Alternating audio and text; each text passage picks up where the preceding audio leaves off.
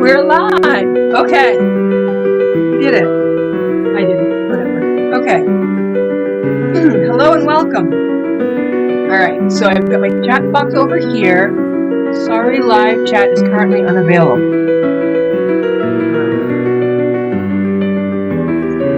It's no fun when there's no live chat. If you're a friend of mine, please text me if the live chat isn't available to you either. Which means I have to be watching from my phone. Hold on. Let's see. Okay. I may not have any friends watching yet, because the one friend I know was gonna watch was gonna come in late. Alright. Sorry, live chat is not currently available.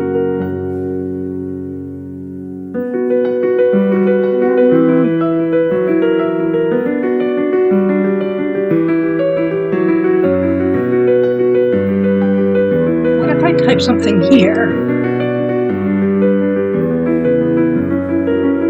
It comes up over there, but it doesn't come up over here. Alright, well, I'm gonna have to put this window over here so I can see that. And then hopefully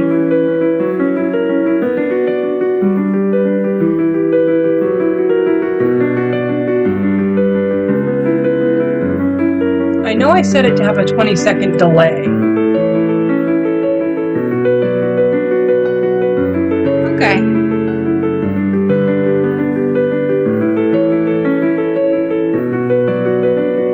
Alright, I guess we're good. Alright, so I think you'll be able to message me if you are subscribed to me. Does this tell me if I have viewers? Twitch, it tells me if I have viewers. Current viewers, 0. Well, that's easy. Alright,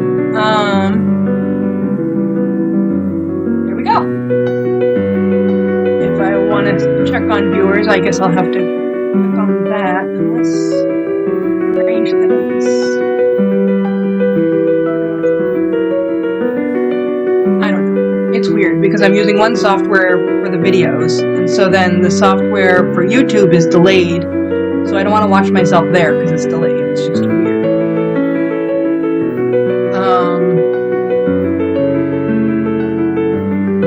Alright, we're live. Well, we've been live for 2.5 minutes, and I'm just babbling here trying to figure out what's going on. Alright, so, hello, welcome. It is November 15th, I believe. Christmas is coming. I was at the fabric store yesterday, and I have lots of fabric I washed and didn't have time to iron before the stream. But this is the fabric that I picked out to be Christmassy fabric. And let me switch over. Uh-oh. Yahoo. This camera's not working. Let me get it working. Fingers crossed. Yes. Okay. Now this camera's working. So this is the lovely fabric. If I tap, can you see? I've noticed, so I'm using a laptop, and the color on my laptop is very different than the color on my phone. My laptop is very dark. So I'm hoping those of you who are watching on your phone are getting a brighter appearance than I am on my computer. Anyway, this is some gorgeous Christmas fabric with a little bit of gold intertwined there, and green and red and this tealish color. And I want to make Nunnu a dress with it. So let me get Nunnu. I undressed her for the photo earlier. So here she is. Here's the camera. Yeah, Nunnu. And this is the dress that I'm going to make with this fabric. It's very simple, sleeveless. I'll need an inner bodice piece, outer bodice piece, and the skirt. And then I can pick some trim for it, and it will be cute. So, let me put Nunnu. Should I put her where you can see her? So she's just kind of sitting there in the background. Some people might find that freaky. So, first thing, I need to decide if I'm using this fabric for the bodice or if I'm using a different color, like a solid, and this is just the skirt. So let me go get my solids and see what I can find.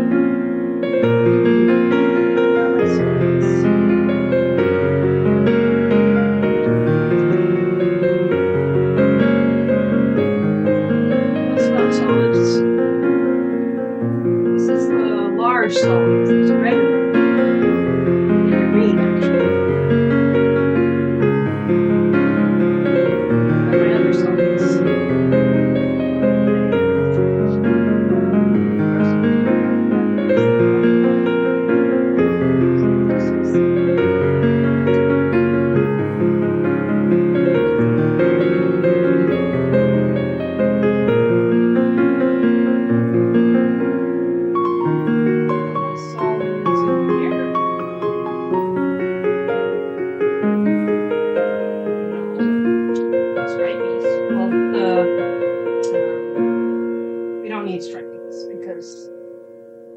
The skirt will be stripies.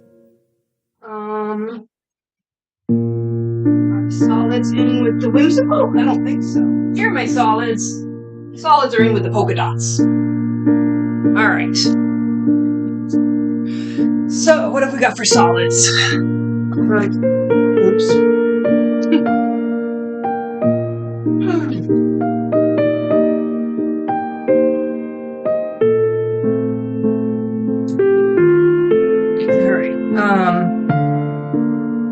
So let me see.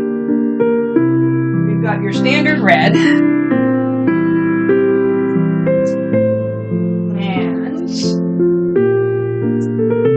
these are the two little ones I grabbed. This one has silver in it, which I think would contrast badly with the colors. So I won't use them. This one, no. Alright, so we got this red, which is a bit darker than that red. Not much. I mean, only a sensitive eye would pick up on it. How's this green? It's a bit brighter than that one. I'm actually kind of low on solids here. Here's another green that might work better. Maybe. Alright, then if we were going to go with the teal,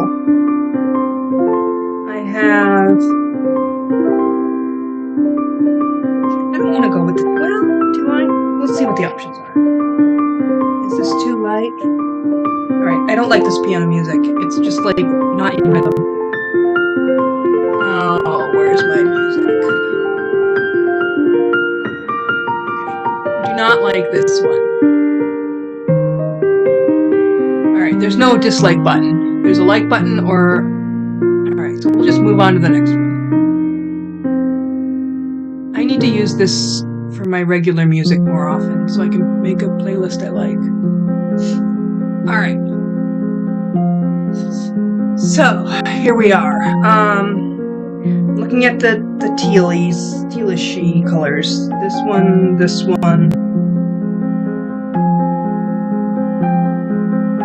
Anything in the polka dots that would look good, because this has little dots in it. This one's too light. I don't think so. Alright,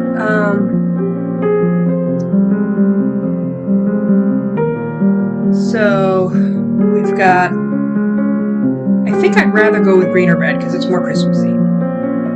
So this green would probably look the best. I think this red is a bit dark compared to the rest of it. And these polka dots, what do you think? Yeah, the color, the lighting, they do, what is it, like, it's not solid, it's darker in some spots. And that might just not look right. So, I mean, that's good for some things, but I don't think that's good for this thing. So I think the vote is for this green. Let me double check.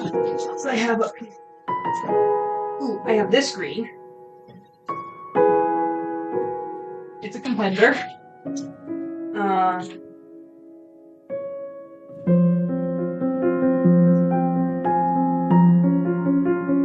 That's actually closer to that teal, but I'm not feeling it. I want it to be pink, red or green. All right, and let me just see. Is there anything else I should peek at? The whites. Do I have a white with gold in it that would look cute? I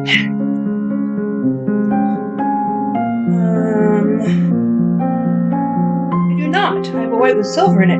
No, wait a minute. I know I have a red. Where is it? I know I have a red with some sort of sparkle in it, whether it's green or whether it's silver or gold, I don't remember. So let me just take a peek over here.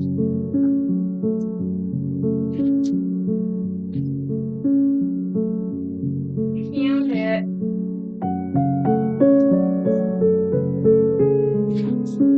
It's more silver.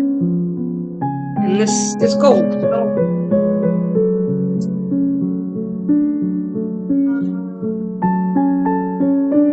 I have a black with gold. Nah.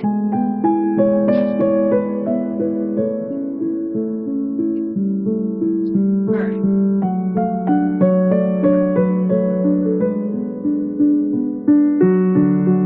So just to make sure I've tried everything, I'm going to take a peek at the florals.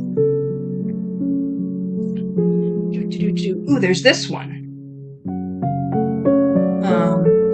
It's Christmassy. It's off-white, and this has solid bright white. So that's not.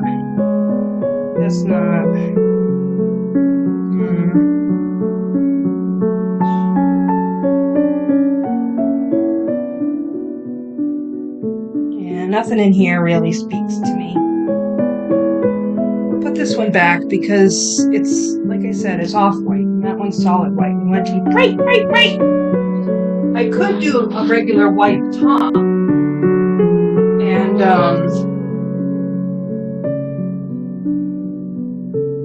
put little accents on it in red or green. What do I have in here? Nothing good in there.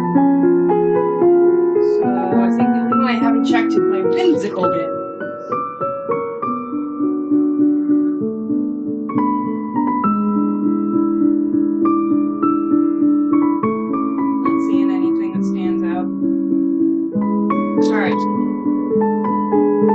I think we're going with green.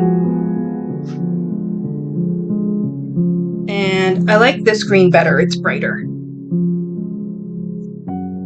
I mean, they're both. This one actually might go better.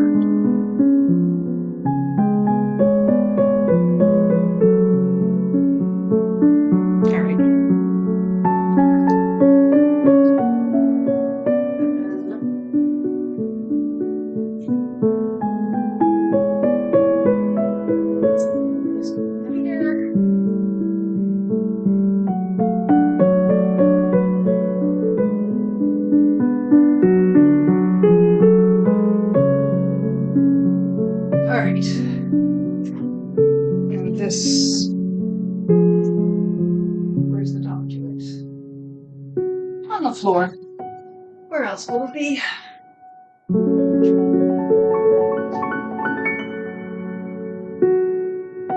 Alright. Now, next question is for the bodice. Am I just going to do 2 out of green or do I do 1 out of white? I think.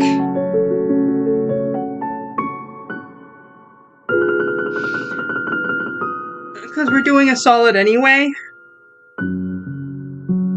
I think I'll just do it out of the solid. Alright, so we've got our skirt color, our bodice color. Now it's time for trim. Any messages in the chat? Let me see.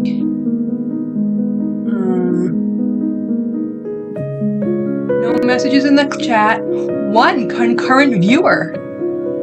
Hello, viewer. Alright,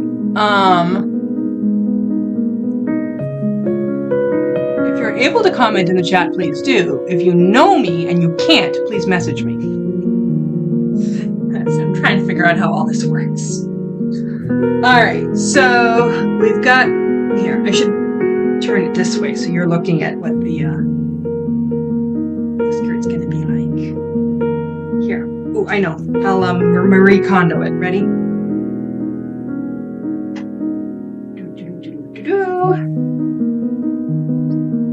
Ding. Bada bing, bada boo.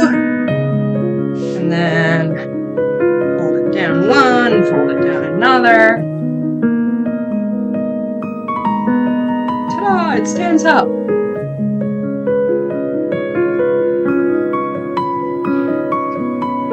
And then just drape that on top. And fold down. Something like that. Alright, so trim. My trim bucket is here. So I'm looking for something gold or red or green. Sorry, that was loud. Alright, this is all spring colors. I don't see anything in... Wait, so is that something that was gold? Alright. That one can go. This one. Again, spring colors. I need to go to Michael's and get a Christmas one. I should have them out by now. I got this one there recently, and it's a fall-ish one. This is goldish. This could work. So is this one. Oops, not this one. This one. Oh, they got connected. Alright. This one's kind of thick but goldish. Like it could go up the center of the bodice, maybe. It might be too thick. Nunnus are pretty small. Is this the gold I already pulled out? Alright, so we got some golds. And that's it for this bin. I think everything else is white. Which, I mean... Nah. White's boring. Okay. So, that's that for that bin. But then I also have this drawer. You can't see it. Put it out all the way. Oh my goodness. A lot of this. And it's slowly organizing things, but the ribbons and trims haven't been organized yet. So we have the shiny red, which could be fun. We have nothing interesting there. We have some red rickrack and some white rickrack, which could go on the bodice, maybe.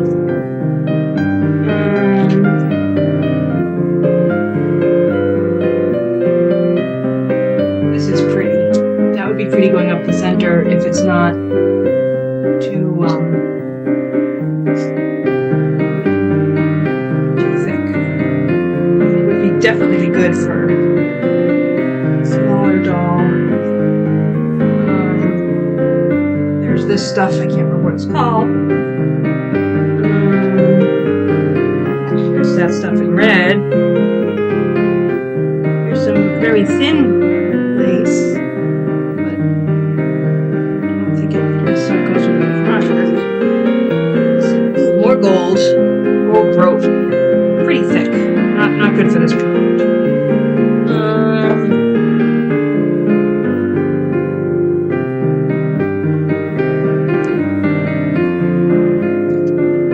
I think that's it.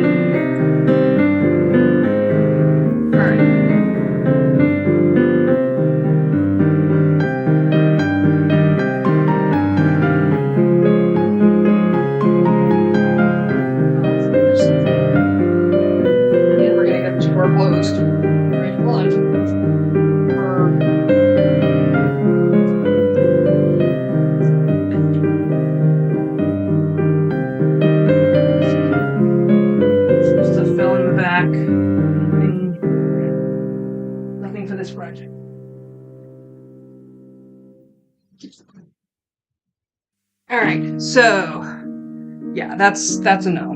It's cute, but I don't think it's what we need.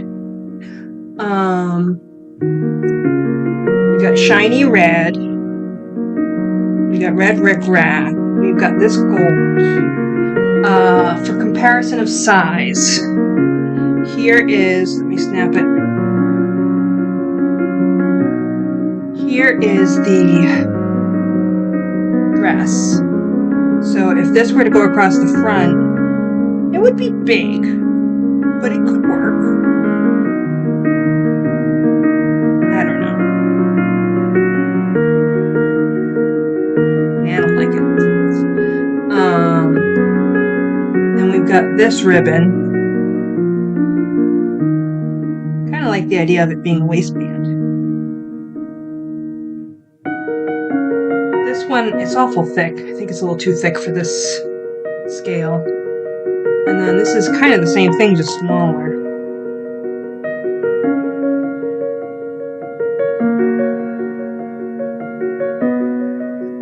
I think of the options, this might be cute around the bottom of the skirt as like the hemmed edge. Let's see. And then here are the rickracks. I need them. Alright. So we'll see as we go here. Alright, so the first step is cutting out the skirts, I think. I think we'll start there today. And I just went off screen. Sorry. I'm back! Over here is my teeny tiny iron. So I'll turn that on. It can go to max because this is cotton. Well, actually, it's got that gold stuff on it. Maybe I shouldn't put it on max. Now, for a skirt for this size dress, I do one of those, 2.5 by 6.5. Very convenient. It could be a little shorter. It comes out a bit long. But, alright. And then I was gonna, as I said, iron everything that I just washed, but, time escapes me. So this has not been ironed yet.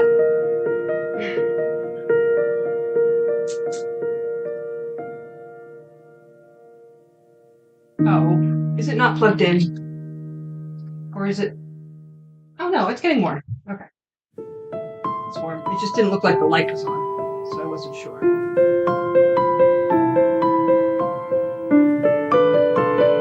I'm trying to iron straight with the threads, so that I'm not squishing them the wrong direction.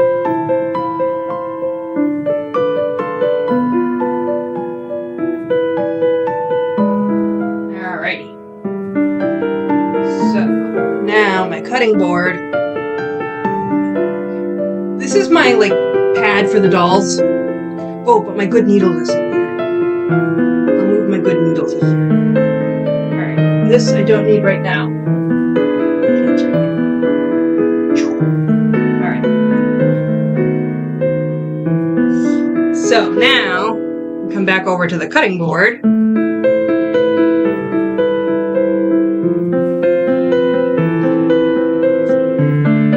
Lately, what I've been doing,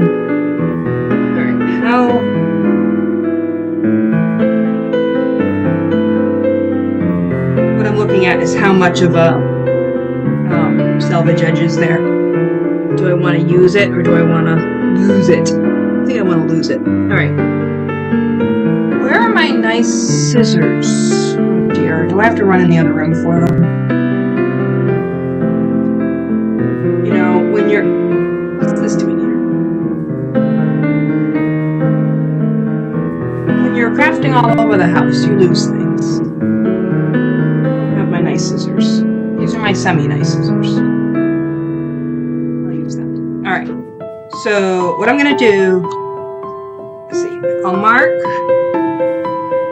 2.5 inches. A little more than, see, I'm being a perfectionist. I should just use the roller and not worry about it.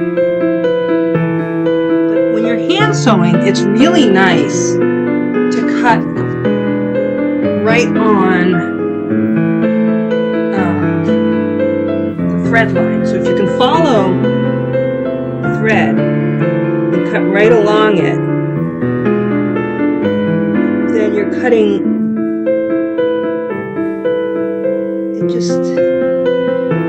makes hand sewing easier. When you're using a machine, it doesn't really matter. When you're hand sewing, it's nice. Right, I think I've done 2.5 inches there. So then the problem is that if I go in this direction, how much I need to start. Here, I'll cut this way first. So, can you see what I'm doing? No, you can't. Ugh. Okay. Now you can see what I'm doing. Let's see, do I have any? Oh, I still have one viewer. Okay. I'll cut on the green. Right here. Can you see what I'm doing now? No. Too far away. I'm going to cut right here. And I'm going to cut right along a thread. So I'm following the thread and cutting straight down. And the thread I'm following happens to have a little gold in it, so that's nice. It stands out. Whoops, I think I cut it. It went over.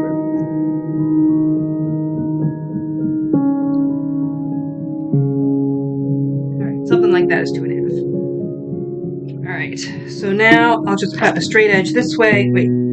So, like, if you see how it's worn away, this is further in on this side. So if I start here and cut straight along that thread.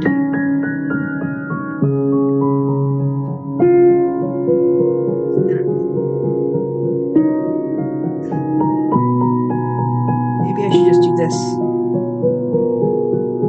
No, that doesn't really work so well either. Now I'm going to have little flitzes everywhere. Flitzes. Pieces of thread that are smaller than 1/4 inch long. New word, my definition.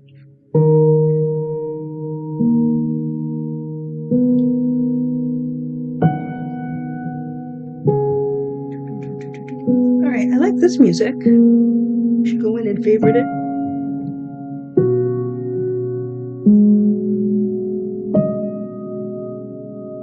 I don't know if I'm still following the same thread or not. I think I am. Wait, there. Yeah, I got one. I'm following it.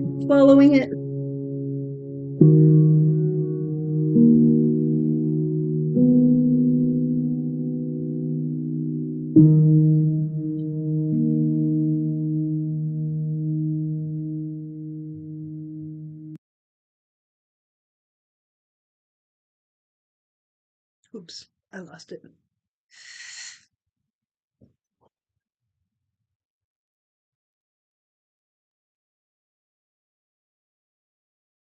Yeah, it's pretty good.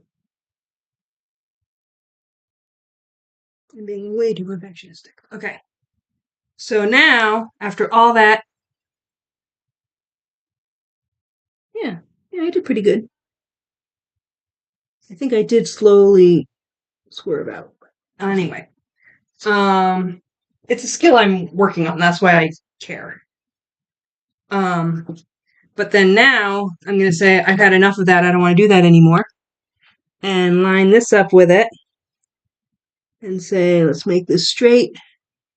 Anymore. How many over did I move?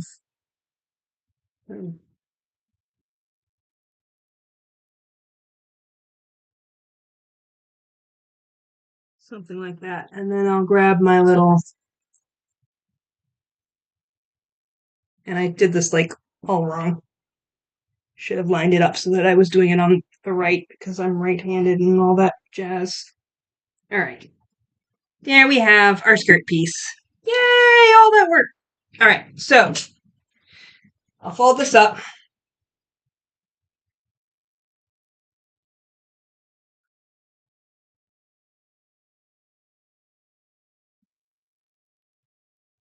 And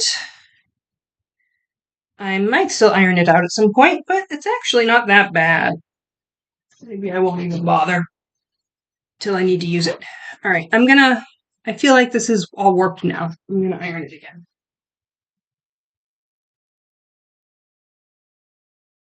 I don't know why it's all warped.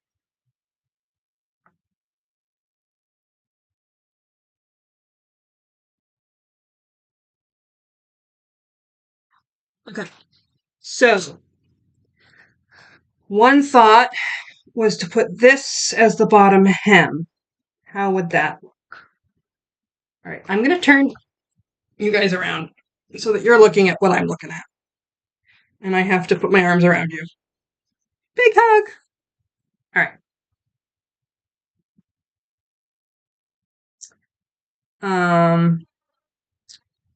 So this in there. How does that look? Yeah. I don't like it. All right. Here. If this went across, like I have this one, across a little bit from the bottom. Yeah. I don't really like that either because it's, you know what I wish I had? If I had gold rickrack, that's what I would put there, but I don't. I'll have to add it to the shopping list. How does the red rickrack look? I think there's too much red in it. There isn't that much white though. Maybe the white rickrack will look good. How do I open this?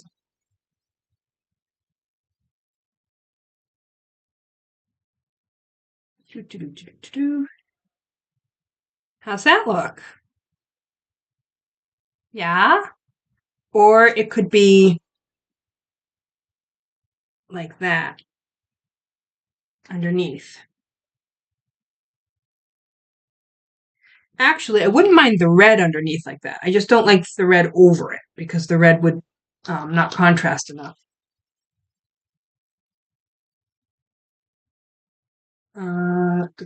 Oops, wrong end. Ah, help.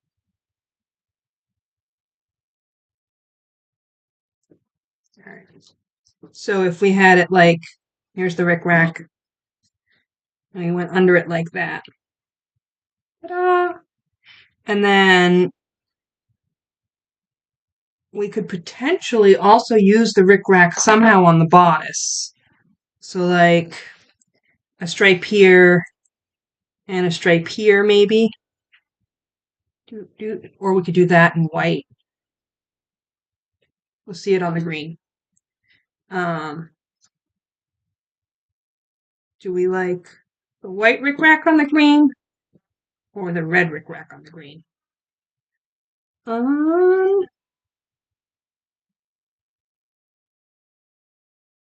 I like the red on the green. Thoughts? All right, we're gonna do the red on the green. So now let me think for a second. So we're gonna have, if we're gonna do the red on the green, then we might as well do the red on the bottom too to kind of tie it all together. And then if we feel like we need an extra embellishment, we can put the white on it, but I don't think we will. So I'm going to put the white to the side for a minute. Now the gold, I didn't like the gold across it. It's too much straightness. Too much straightness. Does that make sense? Now what if on the green, I had the gold down the center and then the rickrack. Oh my gosh, that is adorable. Don't you think that would be adorable with the rickrack on either side? Now the only thing is her bodice big enough for all that? Teeny tiny bodice. If that was there down the center, and that was there, and that was there, I don't think that would be too much. All right, that's what we're doing. All right, so I've got my plan. So now I need to sew the rickrack on and then fold it under. I'm gonna see, the last time I did this, I had a problem. I ended up making it too, I don't know. It's like,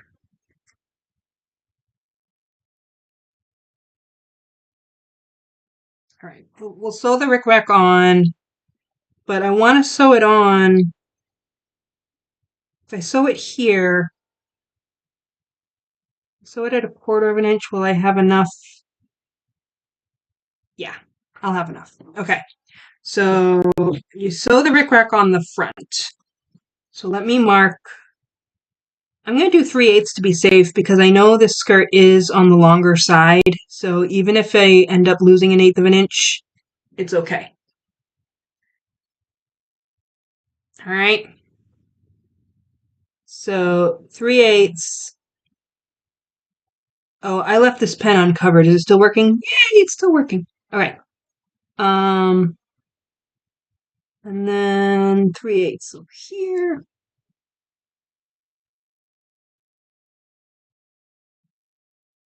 All right. Now the 3/8 is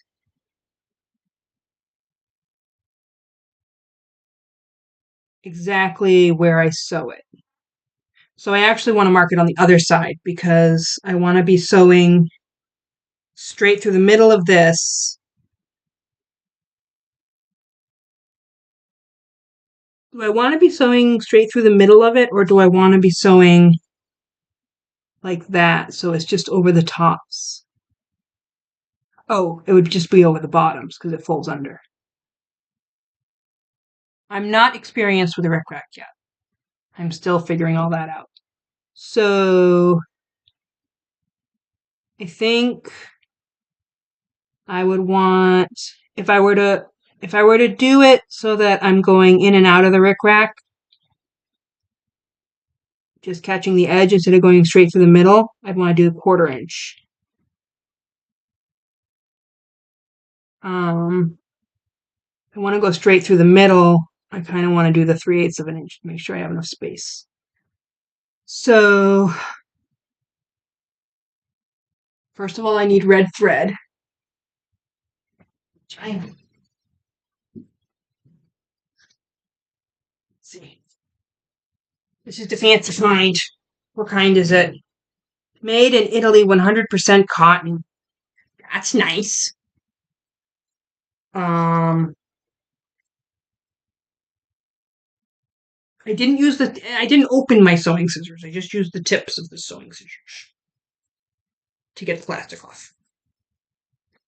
I'm being silly. It's my silly self. All right, so now what? Here is my spool. Here's my thread. Needles. I have a nice new set of sharps. John James, made in England. They're my first really nice sharps that aren't made in China. And I have this beeswax stuff that I'll strengthen the thread with. And all right. So am I going straight through the center or am I just grabbing the ends?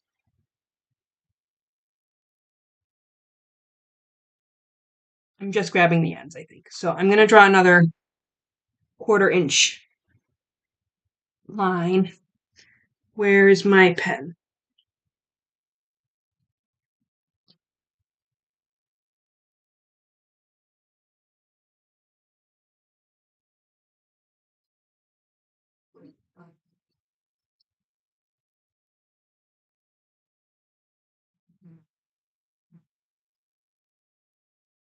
The music stopped. When did that happen? All right. Let me get the music back on. Solo piano. Duration? No. Music moods. Back up. I don't know what I'm doing. Discover.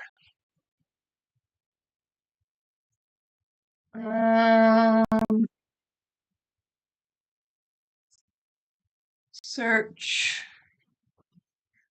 How about, no, not symphony.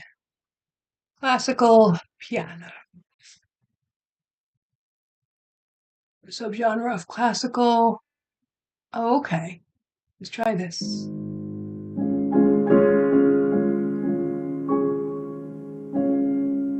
I think I should turn the volume up a little bit, don't you? I don't know. Okay, so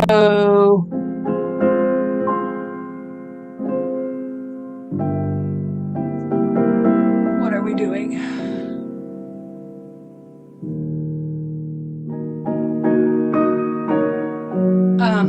I spaced out, sorry. So I marked a 1/4 inch. I need to cut this to be the right length.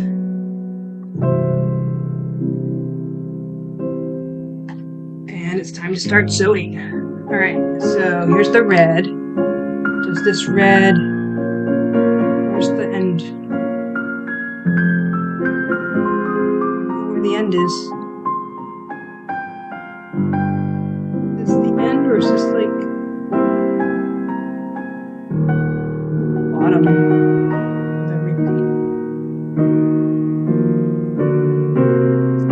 There we go. All right. So I'm going to be doing a back stitch, so I need like 3 times as much as it is long. So like that. And then I don't know how to use this wax. Like, do I just like straight pull it along? Whoa.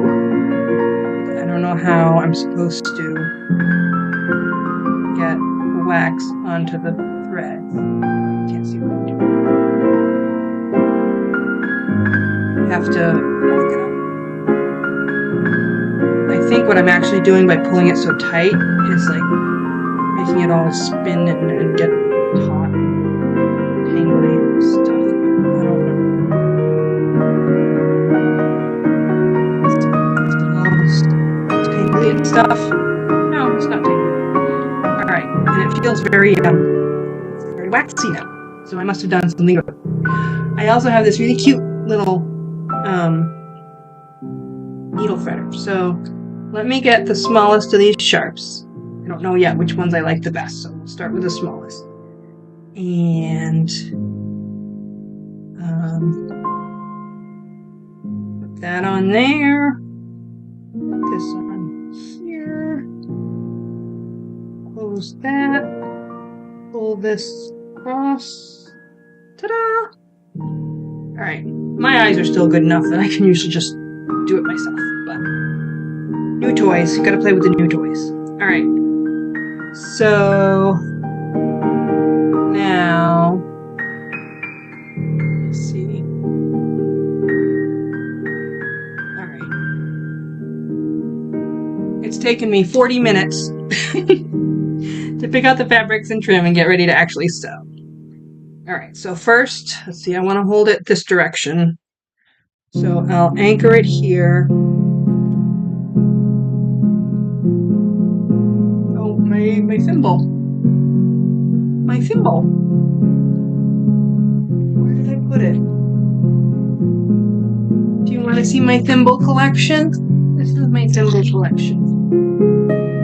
Because I had to buy a bunch of vintage ones on Etsy to find out which ones fit me, and I found out that 11s typically fit me. So, but these are like 12s and 13s. I think this one's the 11. Yeah, that one fits. Alright. So now if I ever have a sewing party, I've got enough thimbles to go around. Alright, so pull it through.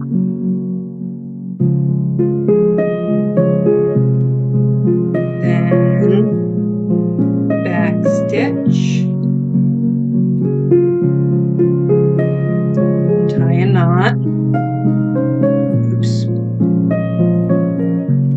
guess it worked. To pull the thread to the front of it. Let me try that again. Another back stitch.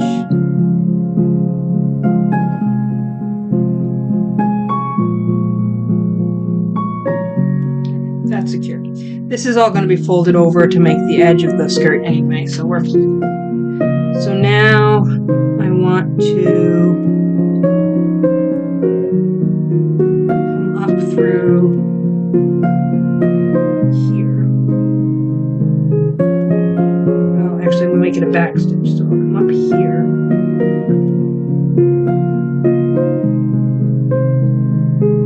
Sorry, camera's over here. Find the camera. Focus. Aha. Can you focus? Ouch. Stabbed myself. I'm good at stabbing myself. Alright. So now I can hold this. I just.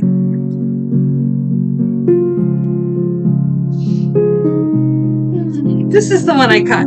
This is attached to the.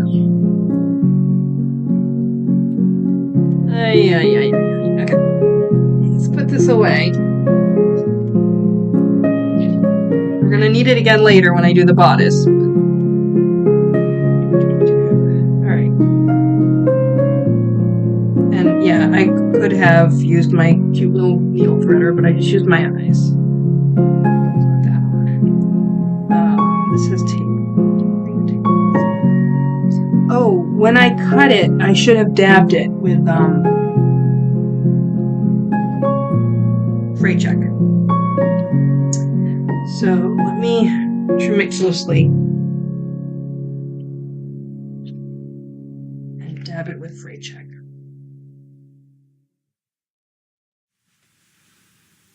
Just a little bit. And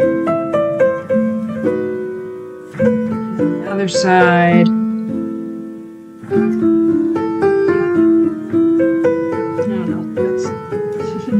Just made it worse.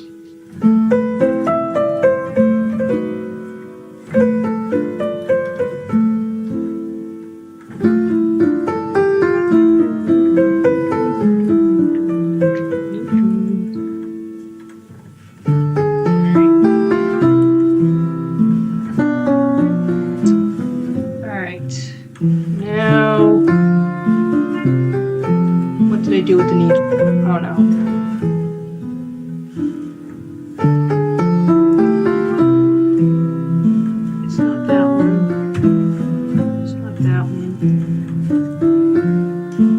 What did I do with the needle? Oh, there it is. Okay.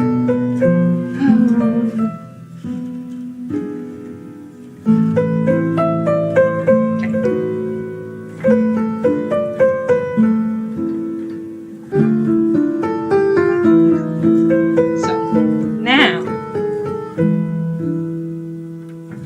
we're going to start.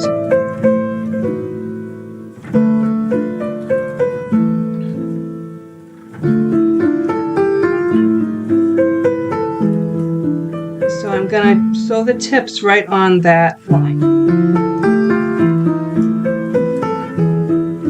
I'm still trying to figure out how to hold the needle and the thimble and everything. Like, I think it's supposed to be like this, so that my thumb is on the end of it and holding the thread to the needle, and then my thumb and forefinger are acting as the guide, and then my third finger has the thimble on it to push the needle through. So I think it's supposed to be like that, except that I don't know what I'm doing. So, alright. There we go. So now I'm going to come up through the fabric. I'm going to do, come up through the fabric and hit there. Perfect.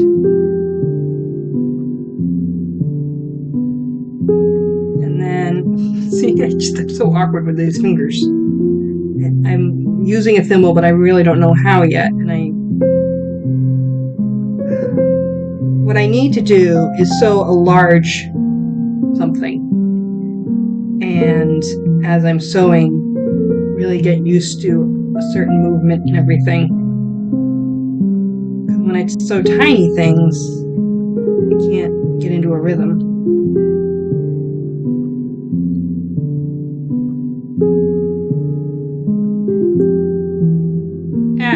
Drop the needle. Alright, so now I'm pulling this through.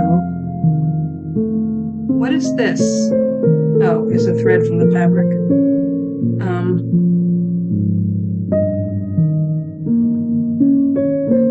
This is just a mess.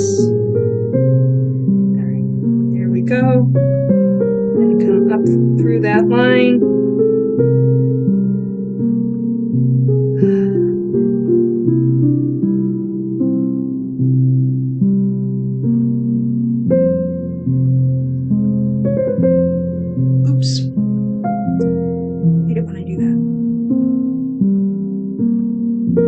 Part of my desire in doing this live is that somebody who knows more than me will see me. Not necessarily doing it live, but doing it on YouTube.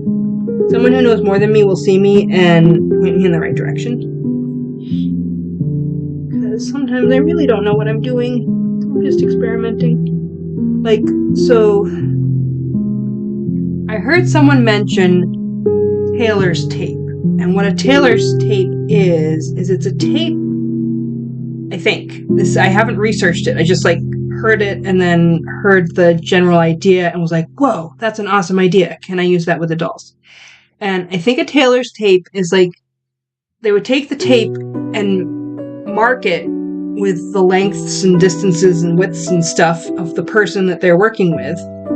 And then they have everything recorded on the tape.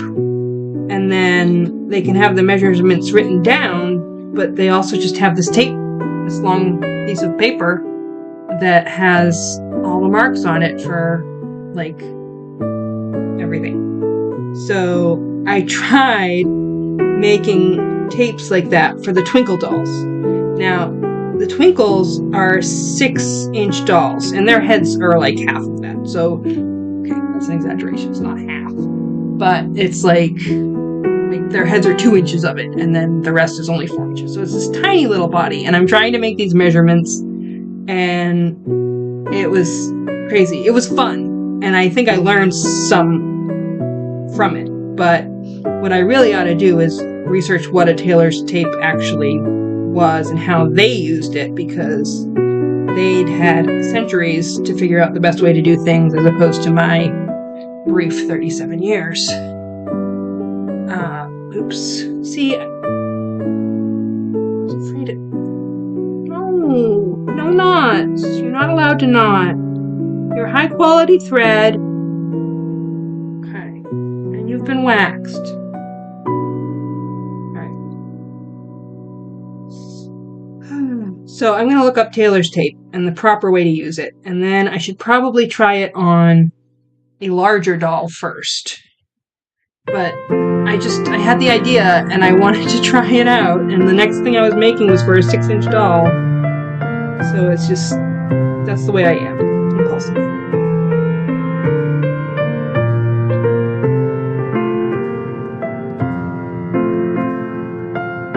So, if anybody watching this knows anything about tailor's tape, or knows of a good resource to learn more about it, please let me know.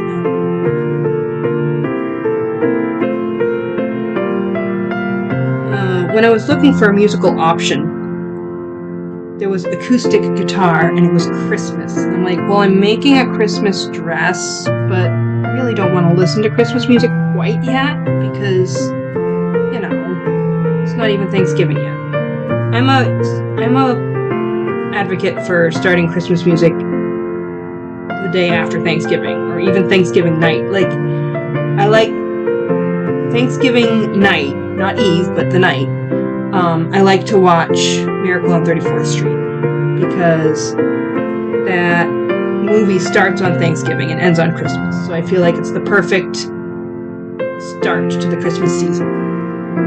So I couldn't select the Christmas music tonight because it's not time yet. Not time yet. Give me another week and a half. Thanksgiving's on the early side this year. Isn't it? It's like the 20... It's always between the 21st and the 28th, because it's a Thursday. Oh, 22nd and 28th.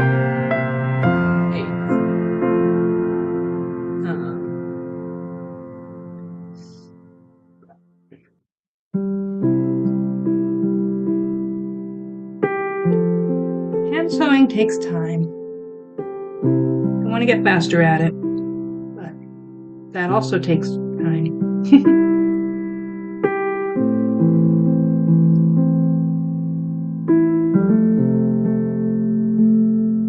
So my idea, after I've done the rickrack, sewn it, tacked it, it's kind of tacking it, but it's sewing it on like this, is that I'll fold the hem over, and then I'm going to do a straight line of stitching that will be visible on both sides. Now, I could either do like a solid stitch or make it look like it's there's like a stitch length gap between each stitch, but on the other side it's going to be back stitches. But on the front side it's going to be a solid stitch, or just yeah. Am I making sense? I don't know if I'm making sense.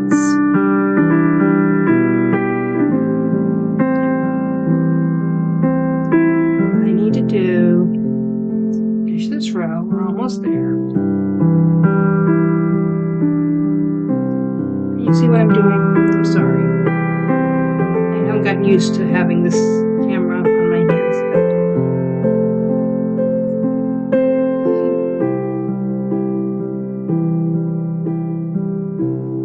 This is going to be really cute this time. I should use this for the ribbons for her hair.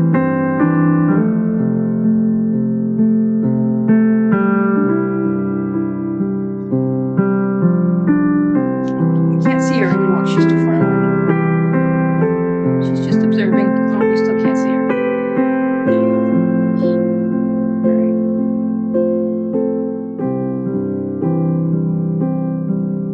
When are you gonna be done with my dress? Can't wait to wear it.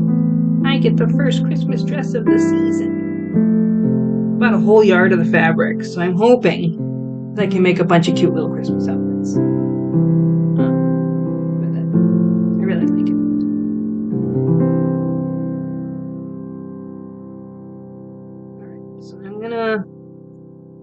Finish off right here.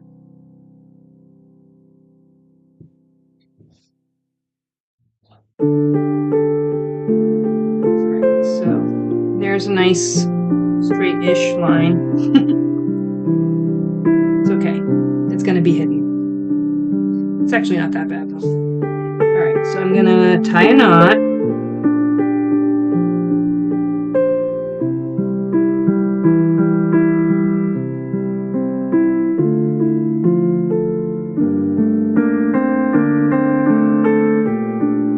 Trying to relax my hand and just get used to this thimble. Ow! I keep stabbing my fingers. I don't know if there's ever been a project I didn't bleed on. Alright, so I'll leave it long enough to put the needle through in case I don't get it tucked in on its own. Okay, so now I fold it under like this, but I fold it, let's see, this way, so that I can see. Alright, we want it to be like there. I should get it where I like it, and iron it. I want it to be just like that.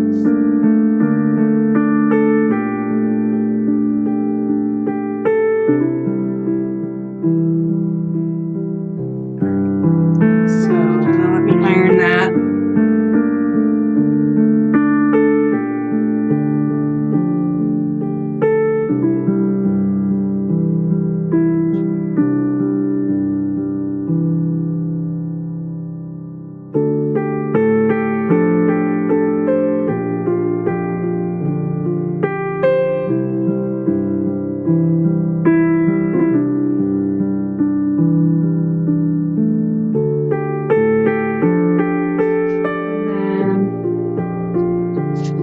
next step is tucking this part in.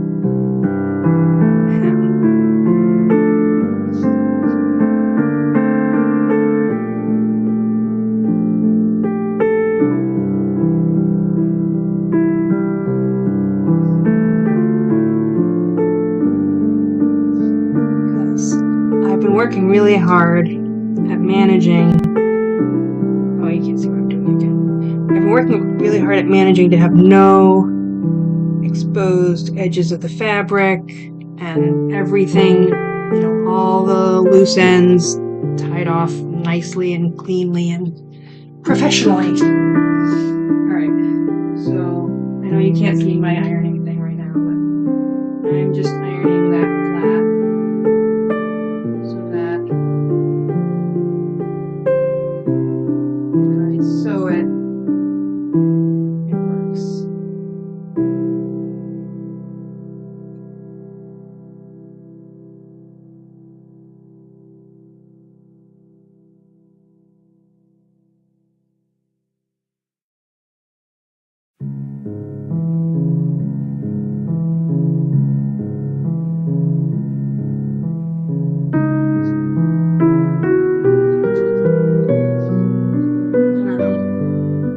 I'm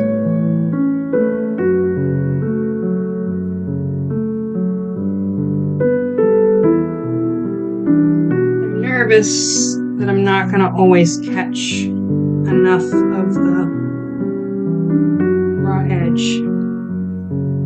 It's not all equally folded over.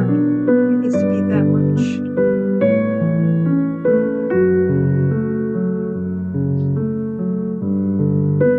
But I suppose if I do, yeah, you know what? I'm going to do the felling stitch. And then if I want to do a more decorative stitch, then I will do that. But I'm going to hold it down with a felling stitch because I know that will do it well. Alright, so starting here, let's see. I'm going to have the needle go in here, and then come out 1/4 inch from the end because that's where it'll all end up folding over to. I've dropped the thimble if you haven't noticed. Because it's annoying. I know, someday I'm gonna love it.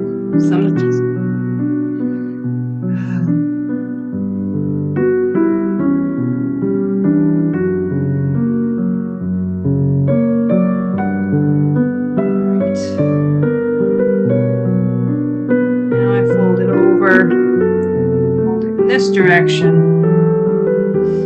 and start felling.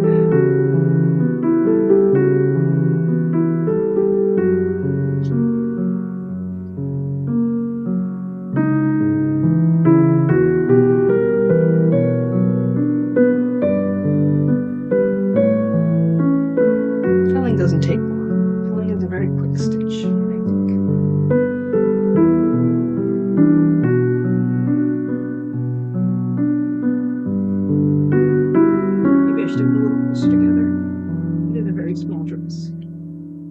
So I pick up just like 2 threads from here, and then I go straight through that.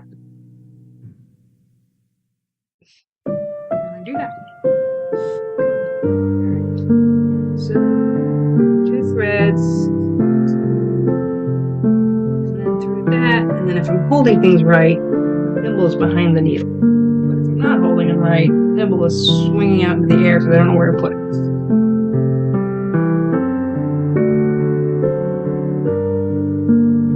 Lost my viewer. It's okay. You were with me for a good long time if you were just the same person that whole time.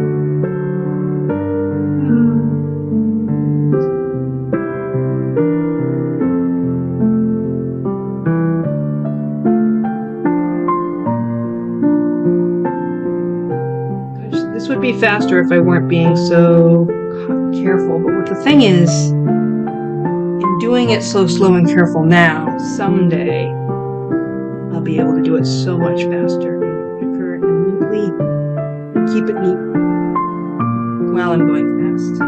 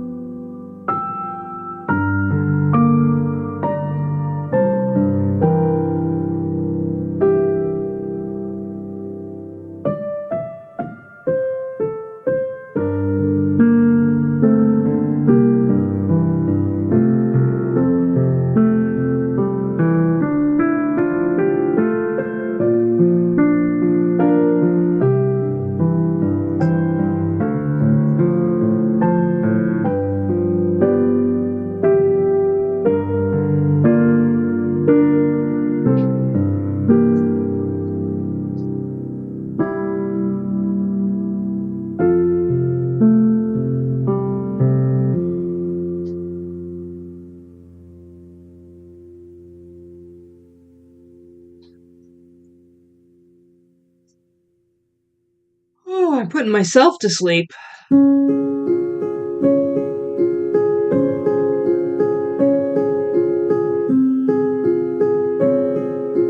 said filling was quick, but I'm going so slowly now. I'm trying to be so perfect.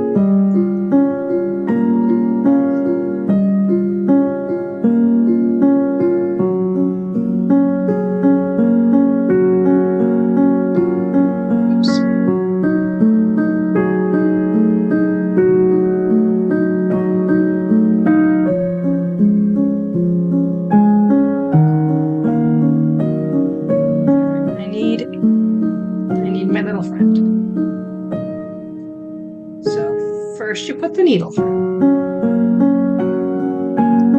then you put the thread over it. Actually, I don't know. I'm just assuming this is how it's done.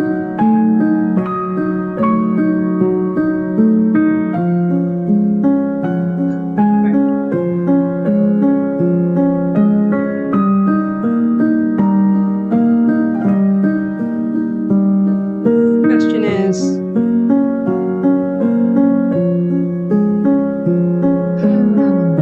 see, I would be faster for me to just cut the end and thread it. Do I have to push this down to hold the thread in place? Maybe. Okay. There we go.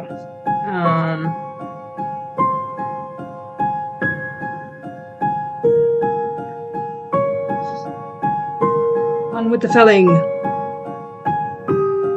2 pieces, 2 threads, and through.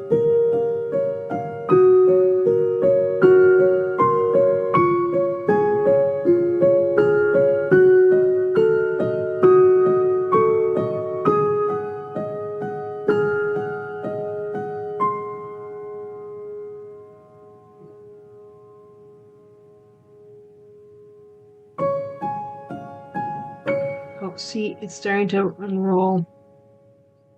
Stay down, stay down. That's why I'm doing it with felling before doing a fancy stitch on the other side. Not fancy, just a straight stitch, but one to be seen. Unless I don't even decide to do one.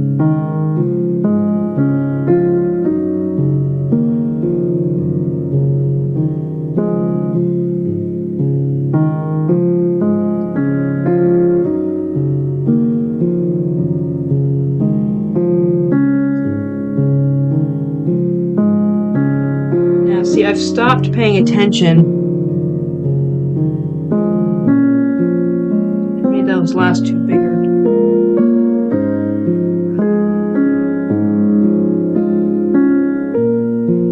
If you want it to be invisible, you only pick up 2 strands. And it's still not invisible, but it's pretty small. It's very invisible when you're doing it on a solid color with a matching thread.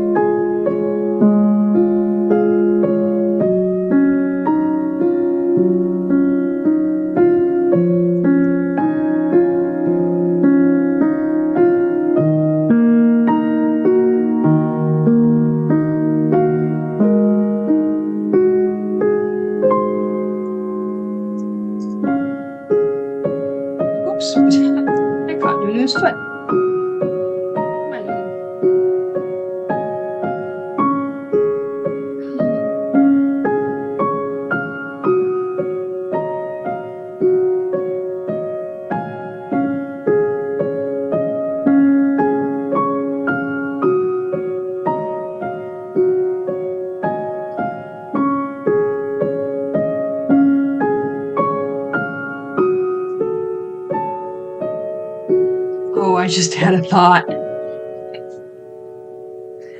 I just thought, should I go back to the store and get 2 to 3 yards of this fabric to make a skirt for me? What do you guys think of that? And if I hand sewed it like this, then I could practice my hand sewing and get my rhythm. And I could use larger trim. Should I make myself a Christmas skirt with this stuff?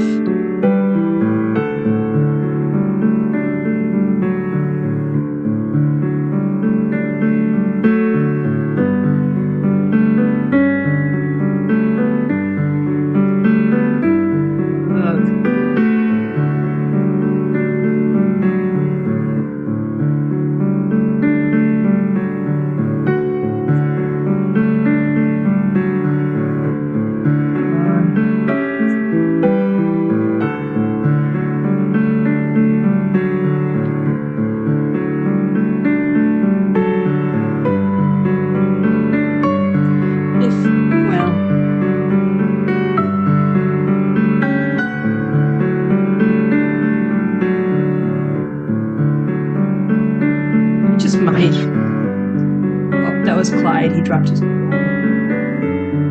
Clyde, did you drop your bone? He hasn't appeared in the video yet tonight. Good. He's sleeping. So I gotta tie a knot.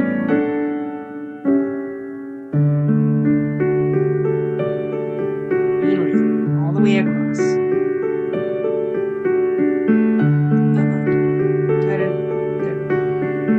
Then you can tuck it in here.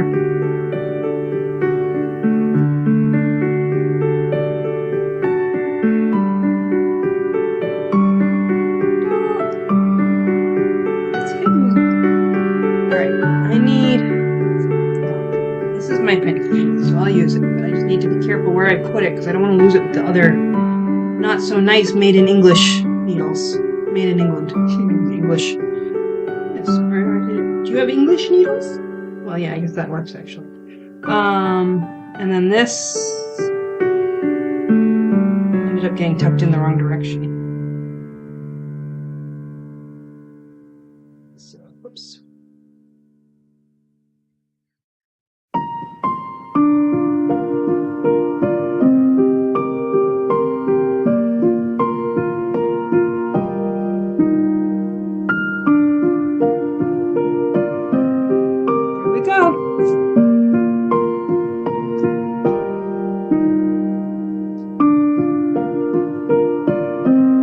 No thread showing anywhere. Beautiful. Now, I think that's good enough. Alright, so now the next step is making the bodice. So I have the pattern piece.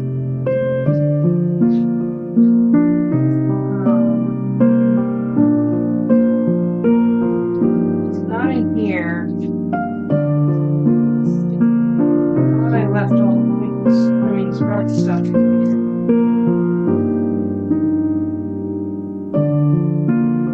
Ruh-roh.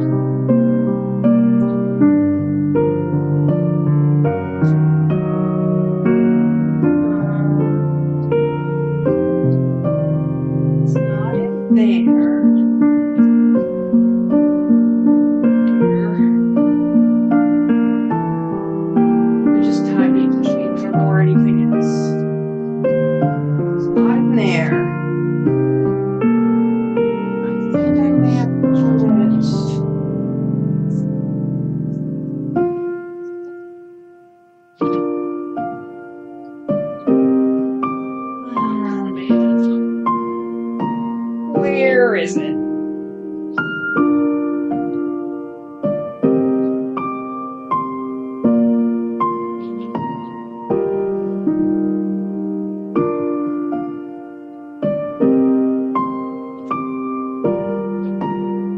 Oh.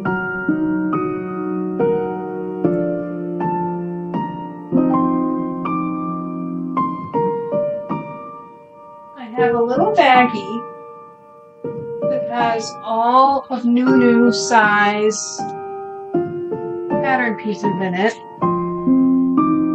And I thought it was in this drawer, and it's not. I'm gonna put it in here.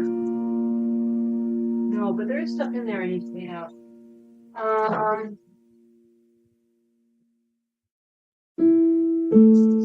Is it buried in this basket?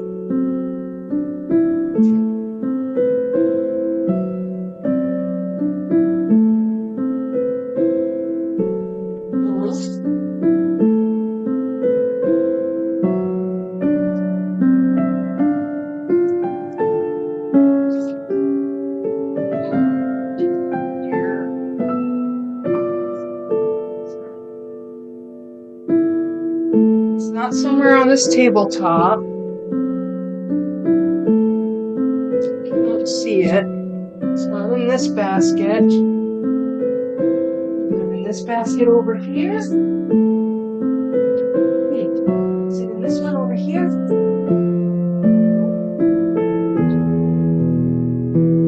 Crap. Oh, sorry. Try not to swear in any form on this one. Even though what I just said isn't that bad. Did I throw them in here? No.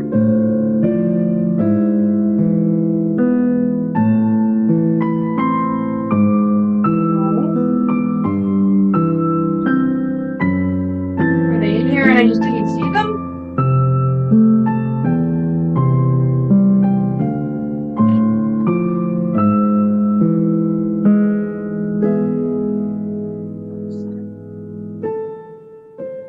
Possibility. Life. No, I don't see them in here. I will be right back.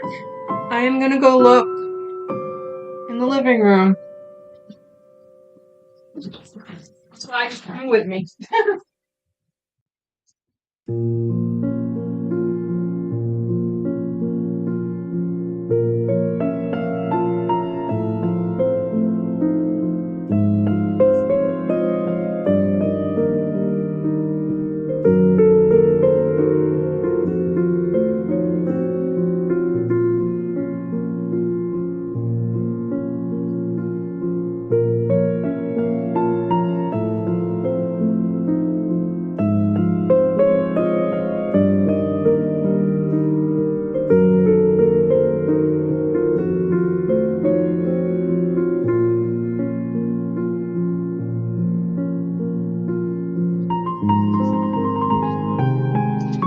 Well, what do you imagine I found in the living room? A little basket with all of the things that I need, including my nice scissors that I said I couldn't find. And another pen, a pincushion by a friend, one of my thimbles, but most importantly, the bag of sprout-sized pieces. Alright. So, really am putting myself to sleep here. There's the bodice finder. There's the bodice piece. Alright. So, what I need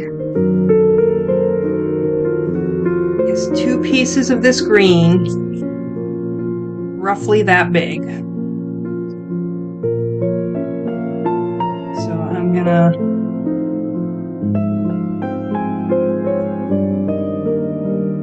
do here,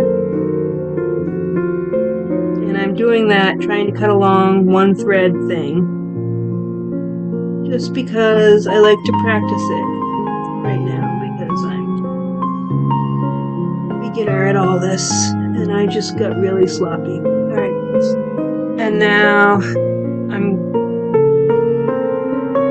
should I make the inside white, or should I just do green on both? Do you think it?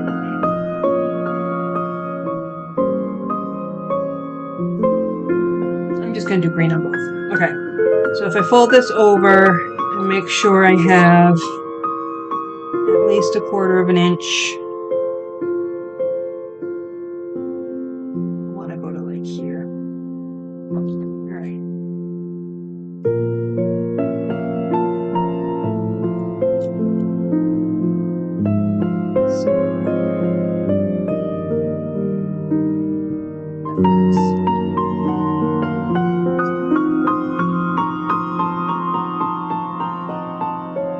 That was very choppy.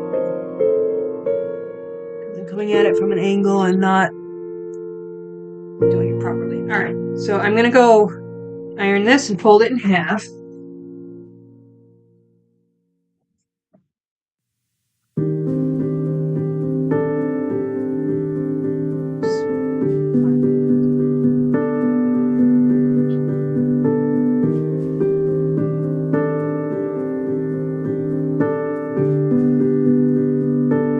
Stretching it a little bit so make sure I got it nice and straight. There. And if I fold it in half,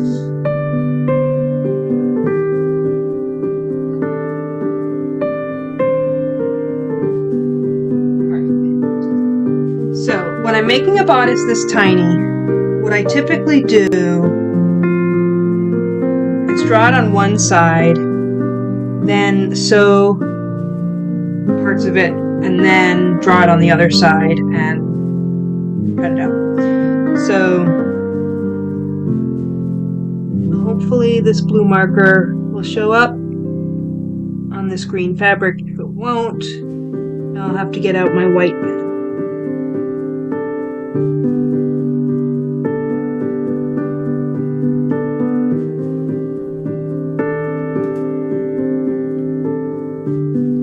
The other thing I should point out is that I'm marking the wrong side. When I sew the embellishments on,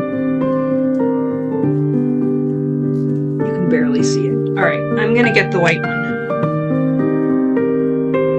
Let's see if this works better.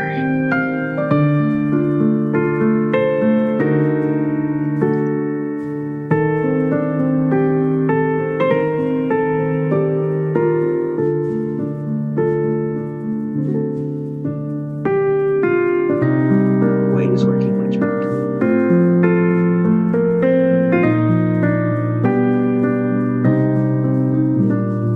So what I'm going to need to do is somehow mark the front part. So what I think I'll do, oh, I didn't go all the way around.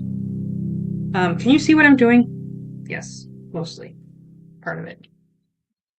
Ay, ay, ay. There was no paid partnership with Cheerios. Alright, so if I just mark with a piece of white thread, or off-white thread, the two corners,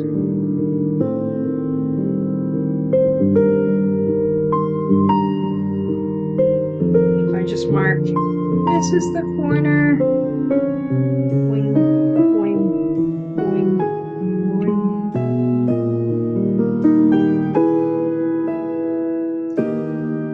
bottom line, then I can flip it over and be like, okay, this is the front, and now I can draw the front.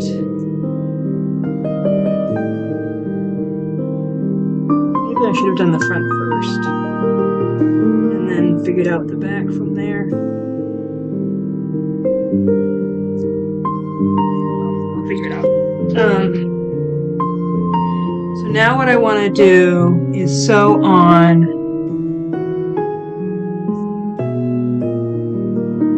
this gold piece. So it only needs to be that big, really, not even that big. All right.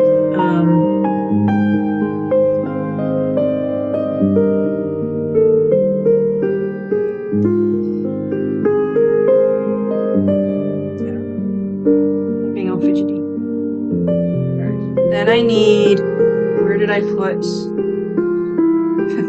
can I finish a sentence? Freight check.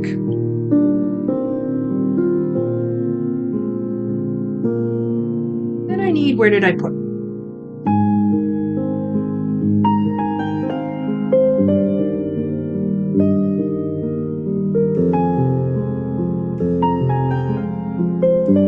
So this is gonna go here.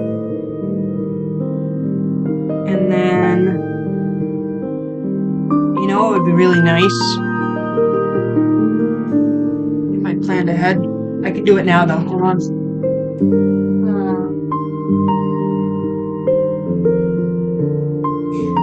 It's in, I have one somewhere. You don't know what I'm talking about yet.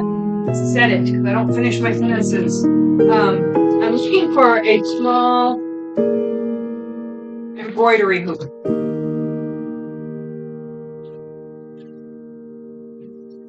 Because if I was clever, which I am some of the time, I would put this in an embroidery hoop while I sew it. Alright, so this is going to go here, and I'm going to draw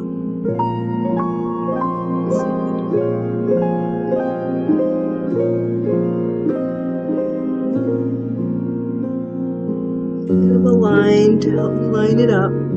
So that'll go right there, in between those two lines. And then the rickrack will go here. You know what? I don't think I need to draw a line. I think I can eyeball it. Alright, so I drew the first line to sew this one on, and then when I sew the others on, they'll be in reference to that. Alright. And this needle is flying around. I'm going to get lost. Oh, that was my... I never cut off the... whatever. Okay.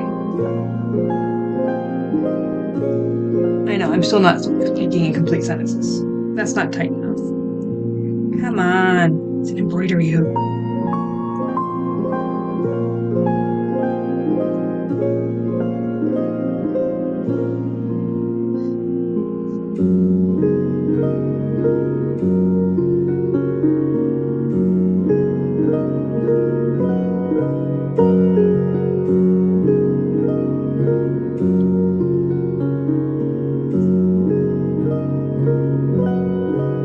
Okay, so now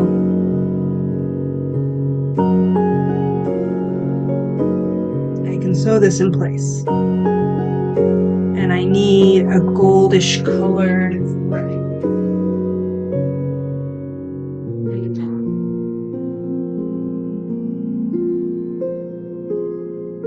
That works.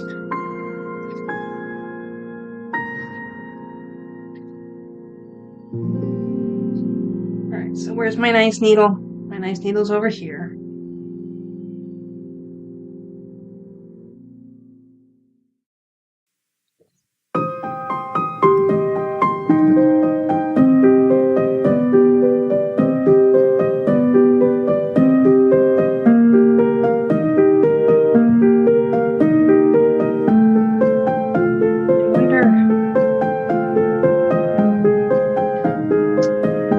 First, I should ankle my nice needle. Anchor.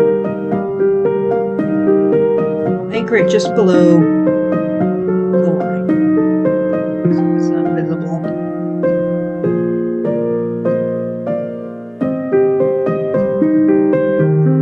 Oops.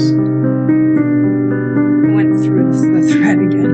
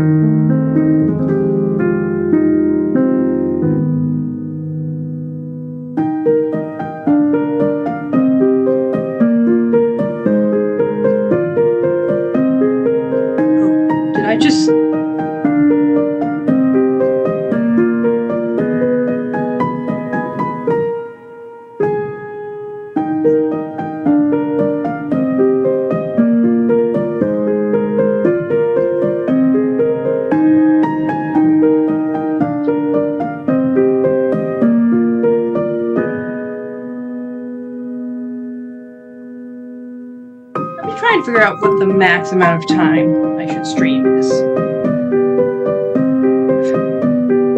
Because I do get tired. Alright, I am going to go across the bottom first to anchor. No, I shouldn't. Maybe I should. I feel like even though I fray checked it, it didn't glue itself together. So I want to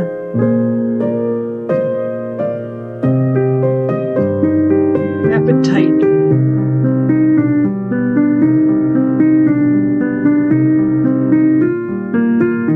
It's like fraying as I try.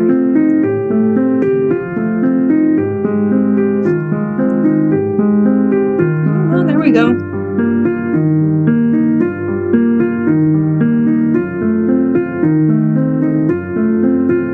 Maybe it will work.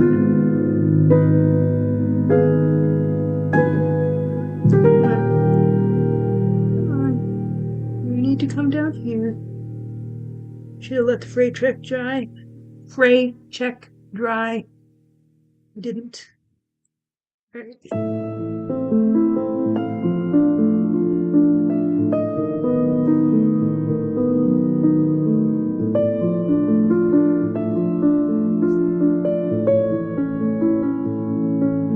So I should be coming up here.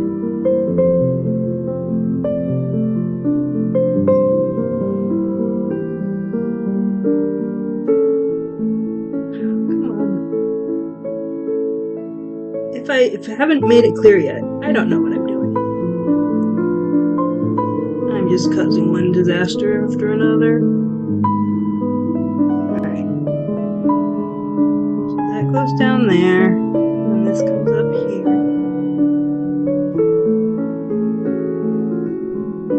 And we'll just make sure that this comes down like that.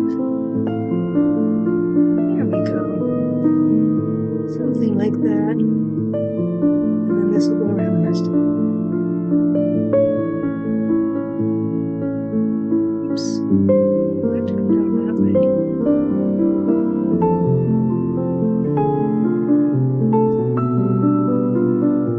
Alright, so that's holding it in place, kind of. It needs more fray check. I need to let it dry. So maybe that'll be where I stop for tonight, or maybe it won't. Maybe I'm just going to be stubborn and keep going.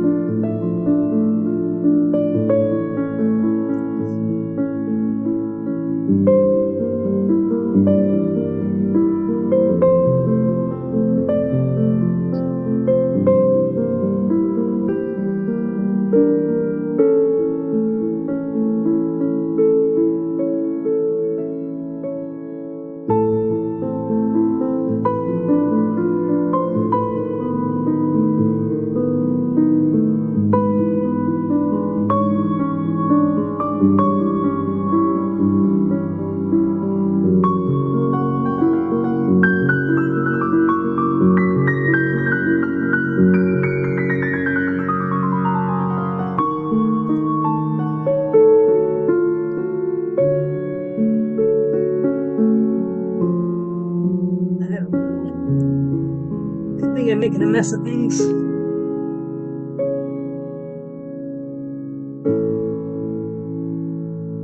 Like, I don't know how you're supposed to sew one of these on. And I don't think this is working. I think if I did like an over the edge thing, that would look a lot better than just going straight up and down. Alright, so what we're going to do is take this out.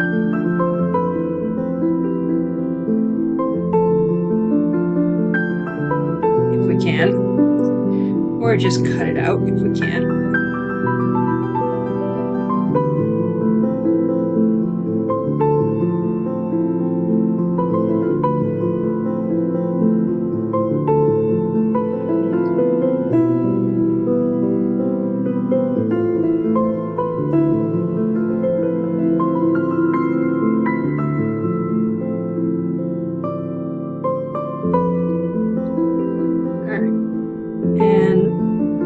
that off as it is, and then just kind of take this out.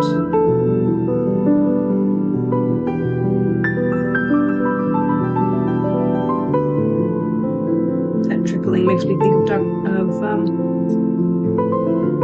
Mr. Rogers. Alright, this isn't working.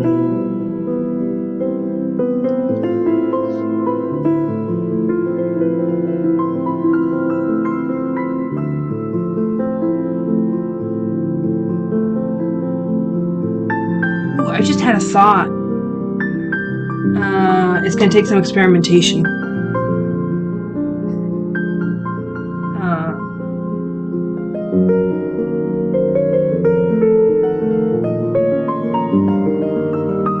Maybe I should make this fabric my experimentation bit and worry about my thing later. Whoops.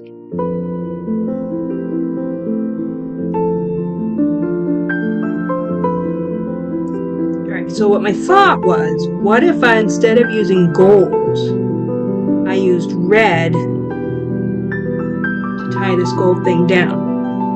Maybe that would be pretty. So to experiment, first of all, I need to freight check this and let it dry. Didn't do that before. And I'm also, I know you're not supposed to touch the freight check because it's not good for your fingers or skin. I'm just going to do like this to make it. Alright. Then I need to cut 2 pieces of this a little longer than it needs to be.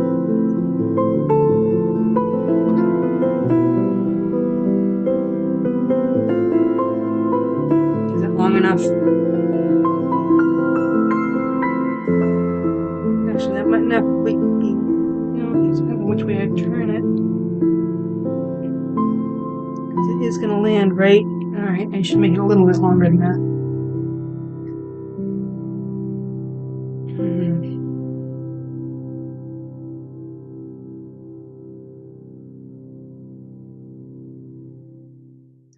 And then freight check all of these ends.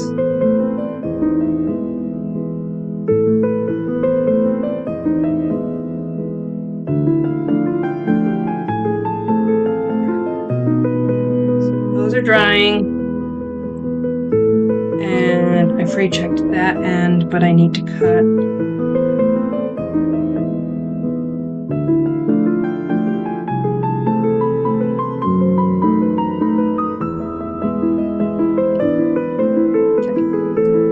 Let that dry for a minute. And while that's drying,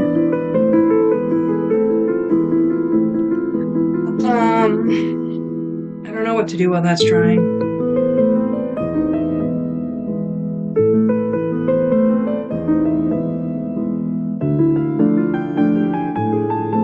Fix Nunnu's head. Alright, what time are we at? It's 8:48. I usually go till 9.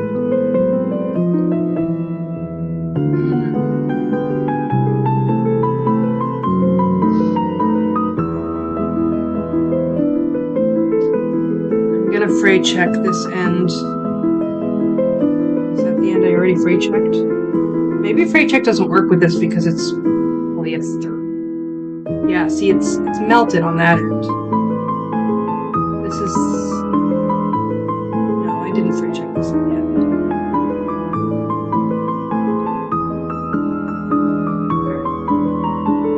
So, and doing some sort of red stitch along each side of it. And that might be the whole decoration. Maybe I won't need these. I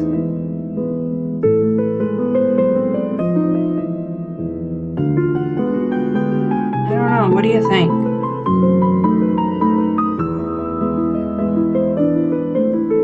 I guess I'll have to do the red first and see what it looks like. I want to use a thick red though. So let me find where I have a nice thick cotton red in red.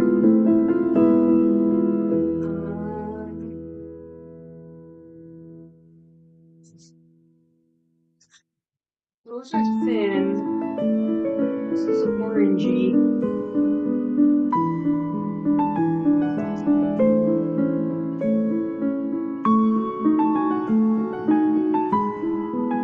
I don't really have a red in the thick cotton. I probably have red embroidery thread. Let me look in that cotton. Let me see if I have any red embroidery thread. I might not actually, because I've got an odd collection. I think I just have a basic red, but I might not. Let me. Oh, I do.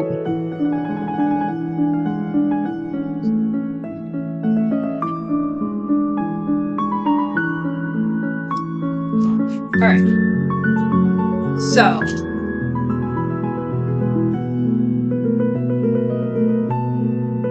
I don't know what quality is. It's got a pinkish tinge to it. I don't know. Does that look alright? Oh, I unplugged the light when I walked by.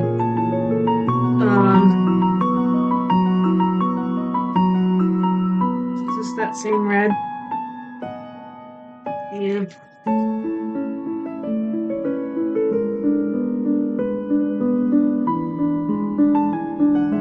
I think I like the idea of using the embroidery thread. Let me plug the light back in. See if that's the only red I might have a more dark and bold and Christmas red. Where's the light?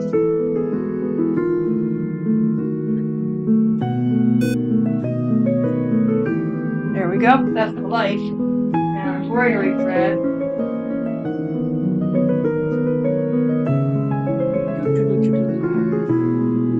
My embroidery buckets are a bit messy.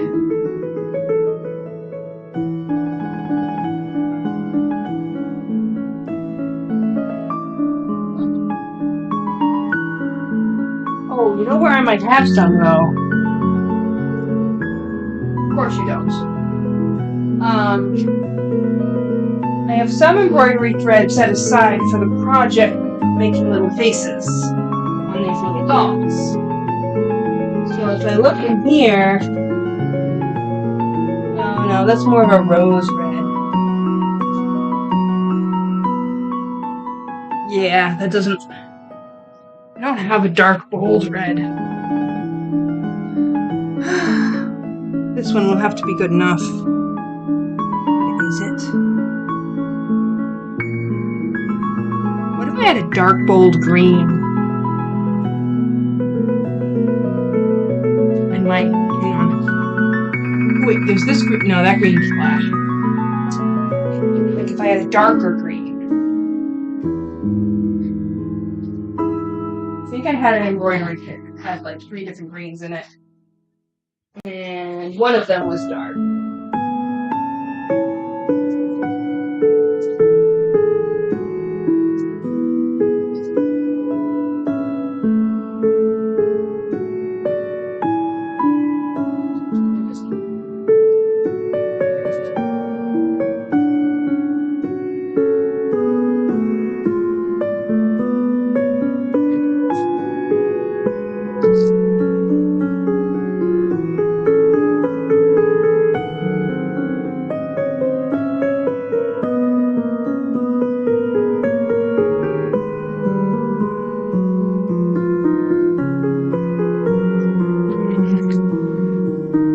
Alright, so this is a darker green.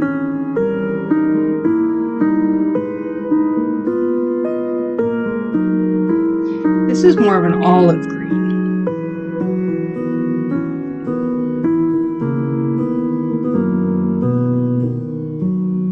But that's not as dark as that green.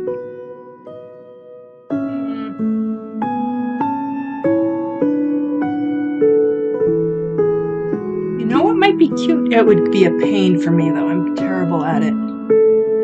Because of the little dots, it would be cute to do some embroidered French knots up the side. If I did it with white. What if I did it? Okay, white. There's white here, but I also have white somewhere else.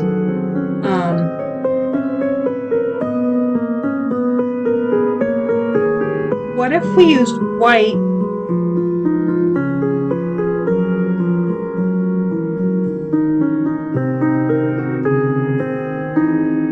My mind is racing. It's also getting tired.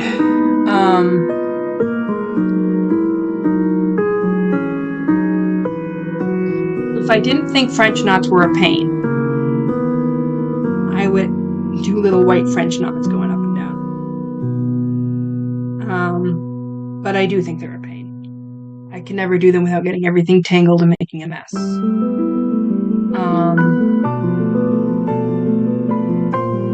This red,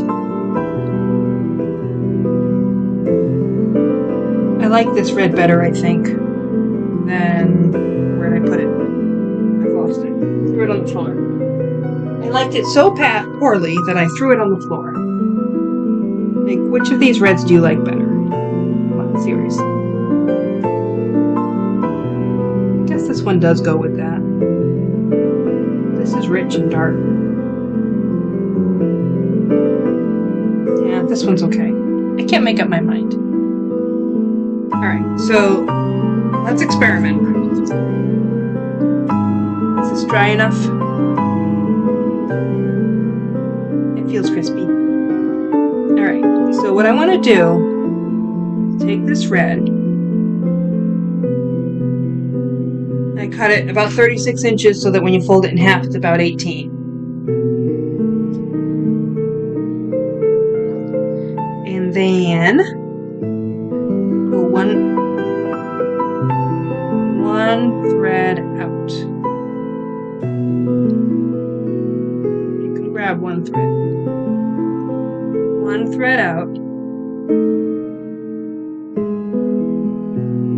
Okay. Then, technically I should be using an embroidery needle, don't you think? I don't know.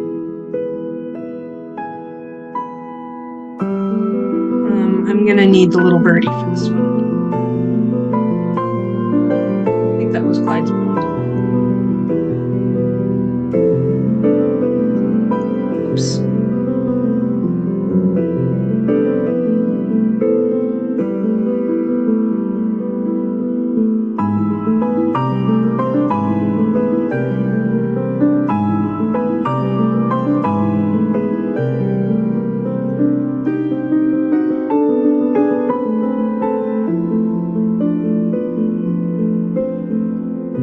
There we go. Nice. Okay. Now fold it in half, like that. Okay.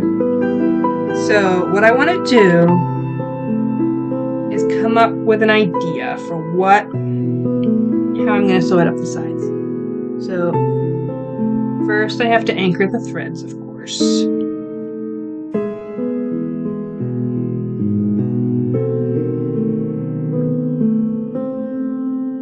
Maybe I won't need to make a practice one. Maybe this one will be it.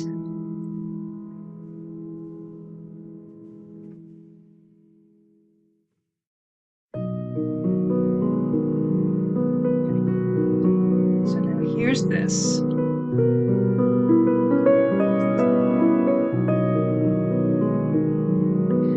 So what I'm imagining is, I think they call it the herringbone stitch. So what I'm going to do,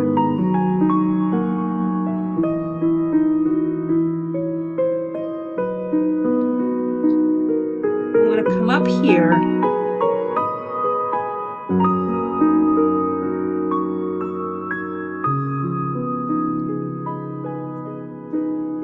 but then I want to come do a back stitch here.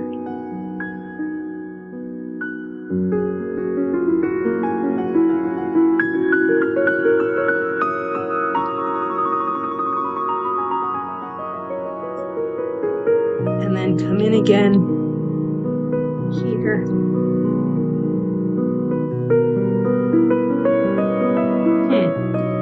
What that actually just looks like is a cross stitch. I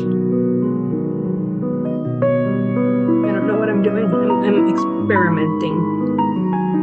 Do I want to just do cross stitches going up?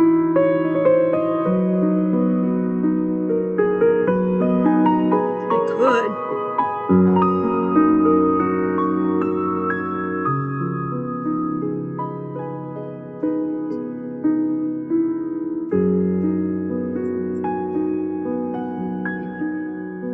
my brain hurts trying to figure out what it was I was trying to do.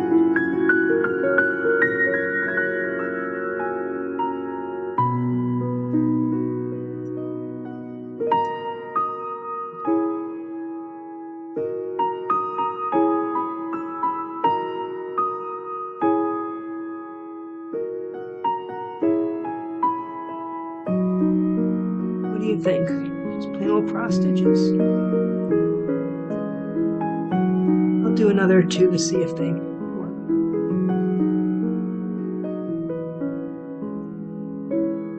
And I'm eyeballing how, like, making them the same size. I hope it's working.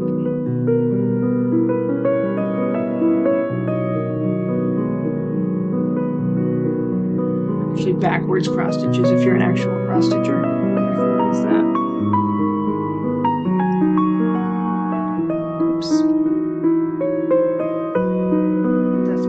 Didn't know what I was doing yet when I started. Now I'm doing them backwards.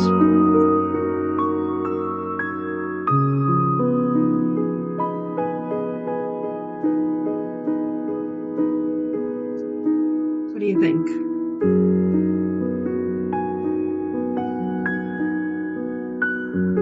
There we go.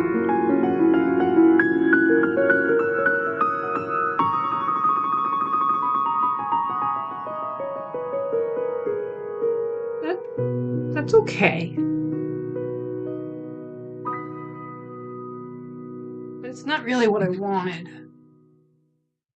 What did I want? I wanted it to look like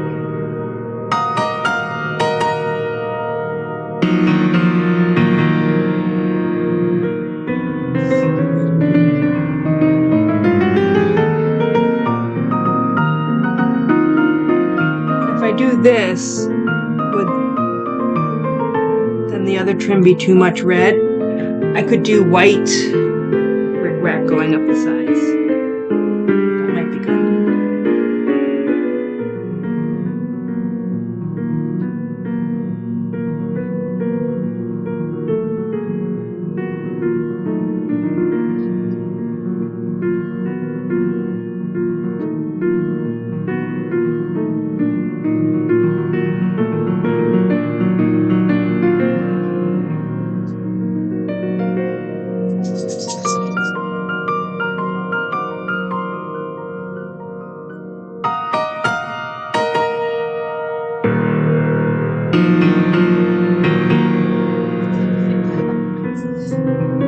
You okay over there, Clyde?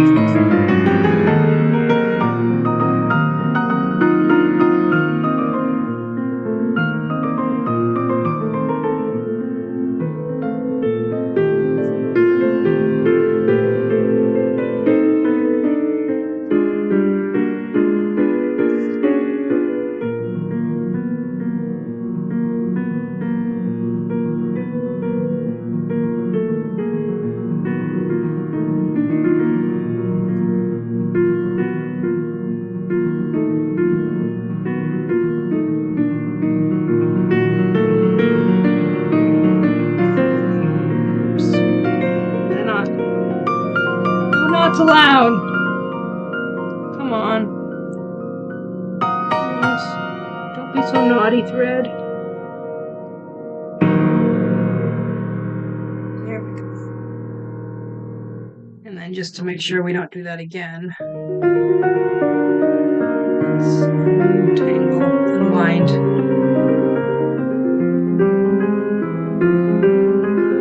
Yeah, it's not windy.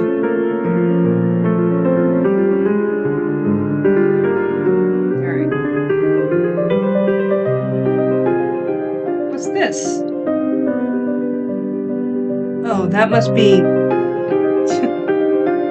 I got one of those loose threads that I'd cut off from the previous thing tangled up in here. Alright.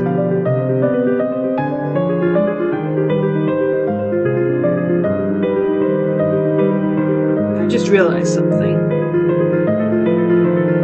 And I do this of the other side. I need to make the cross stitches match or they're going to look all wonky. Now if I planned this all out and used like a cross stitching sort of, like they have the fabric that you put on top of the fabric and then you just pull the threads out when you're done so that you're left with the fabric you were cross stitching on. If I had used something like that, then I would make them all straight. But now, I'm eyeballing everything. It just caused a disaster for myself.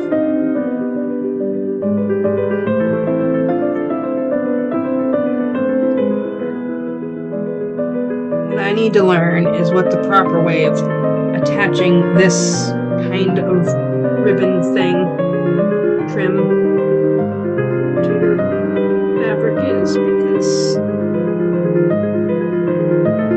cross stitching is probably not the best way.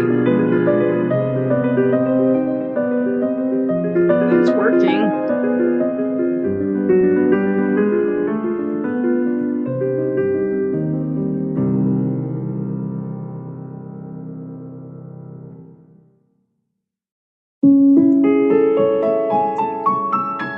Keeping it straight.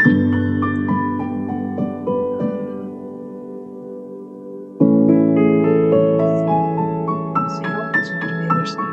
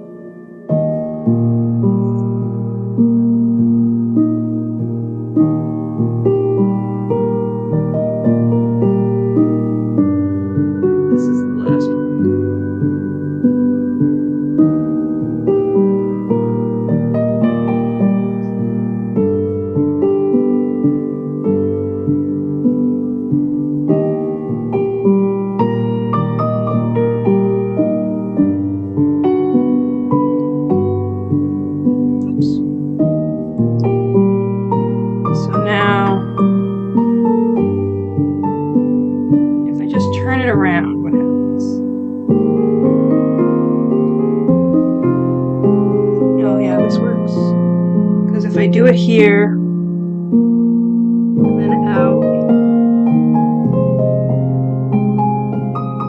Cross stitches will end up looking the same. I suppose it doesn't matter whether they look the same or the opposite, because then it would be mirror image, and that would look just as good. I'm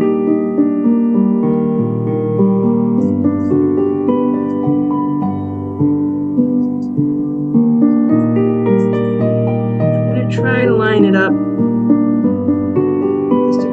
Side, but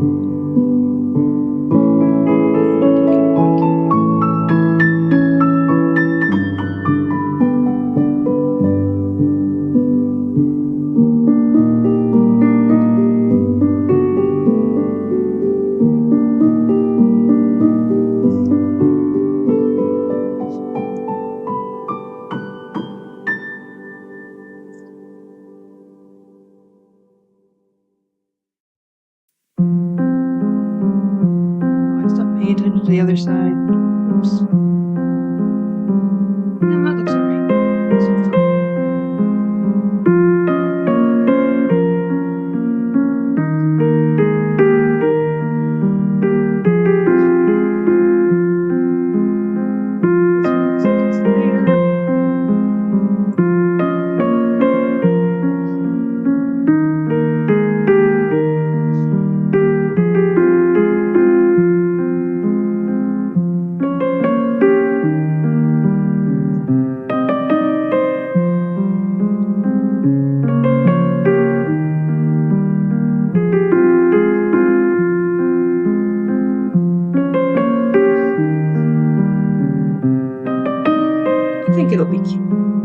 It's a little different, but it'll be cute.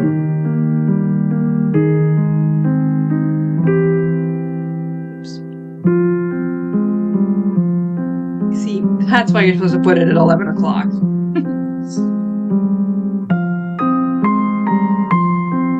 I always wondered. This is supposed to go at 11 o'clock. Because if it's down here, it keeps getting caught in your thread.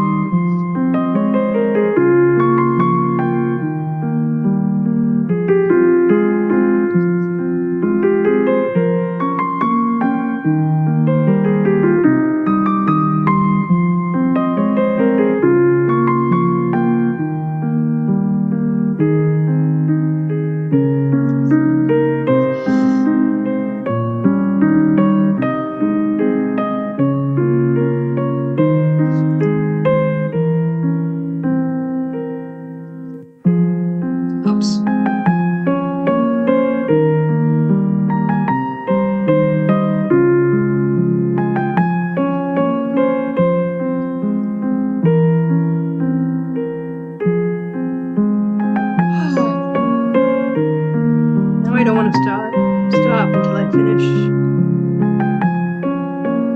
these cross stitches.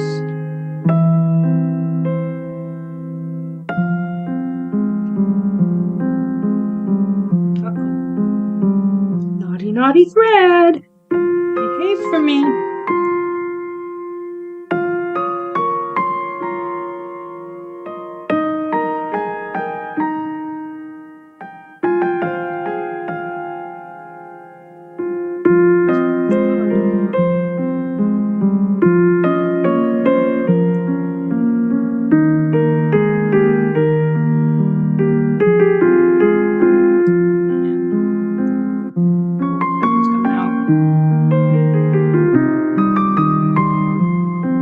Cheap embroidery thread. Oh, there we got it out. Oops.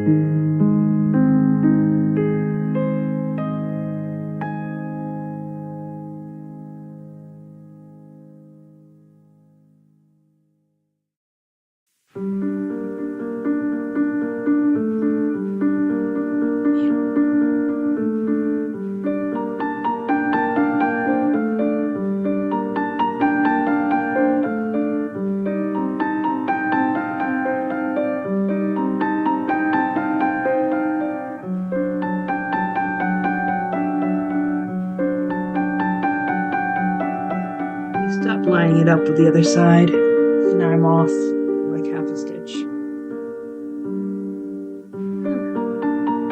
Maybe not. Maybe I can just make one big stitch and line it up again.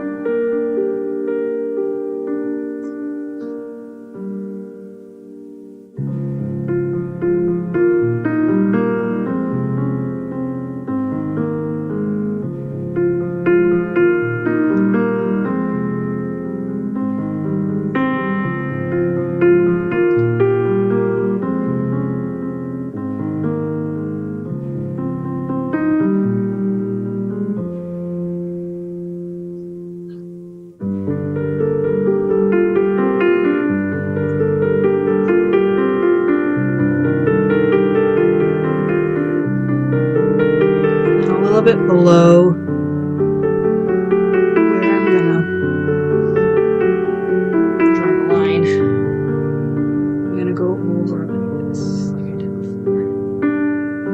Just do stitches.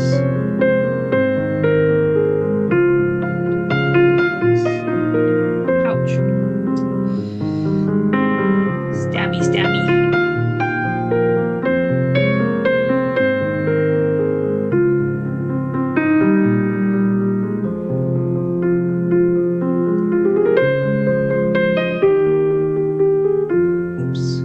That's what I was afraid of.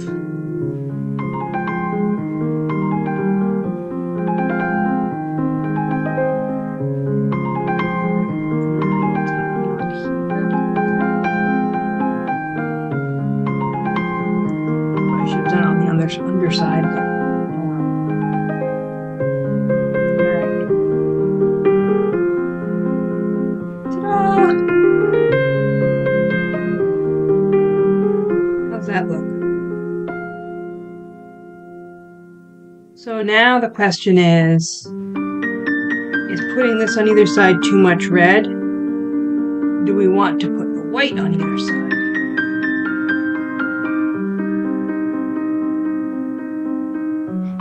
Or is that enough?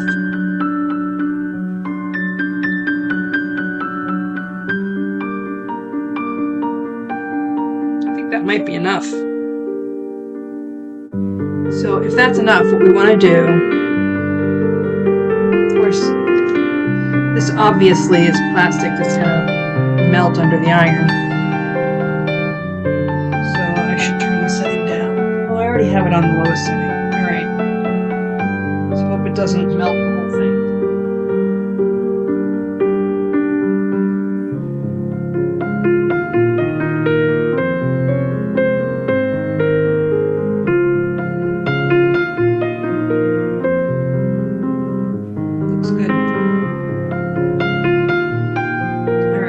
This side,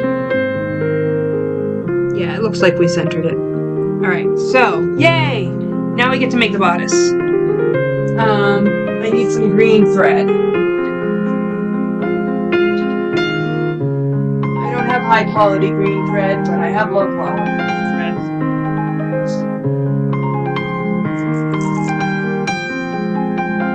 It's a bit on the dark side.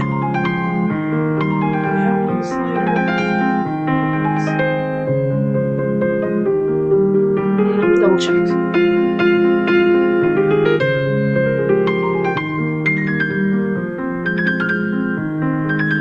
No. As close as we're gonna get it. Alright. So I need enough to do up here, around, and down in backstitch. So that much. We'll strengthen it with my wax and hope that that keeps it from getting tangly and stuff.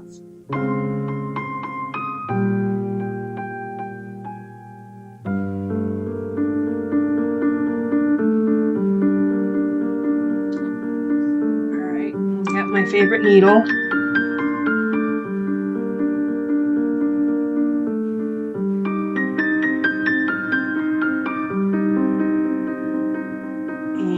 And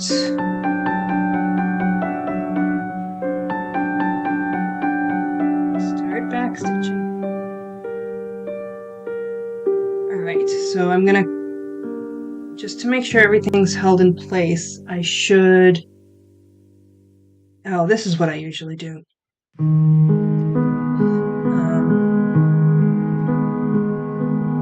I just kind of baste it together.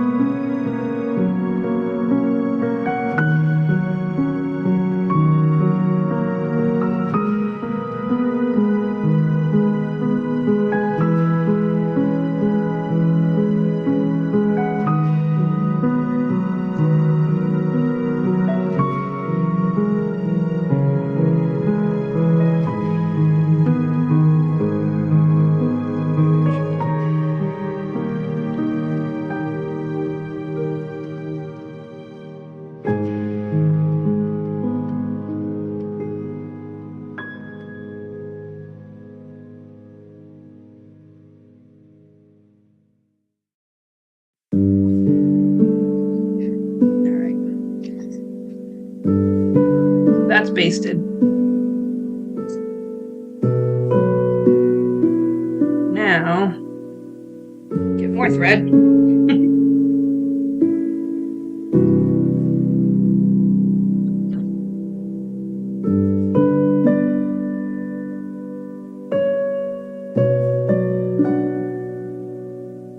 I don't know if this is the right way to do this beeswax stuff, but I don't know what other way there would be to do it. You know, unless you're supposed to do it more slowly or something. I don't know. Alright, what am I doing? I'm looking for my needle. Come, my needle. My beautiful made in England needle.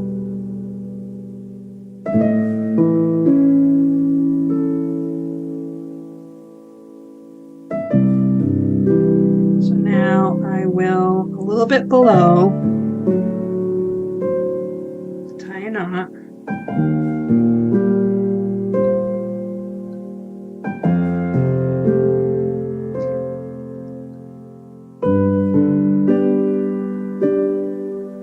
and then start doing some tiny back stitches.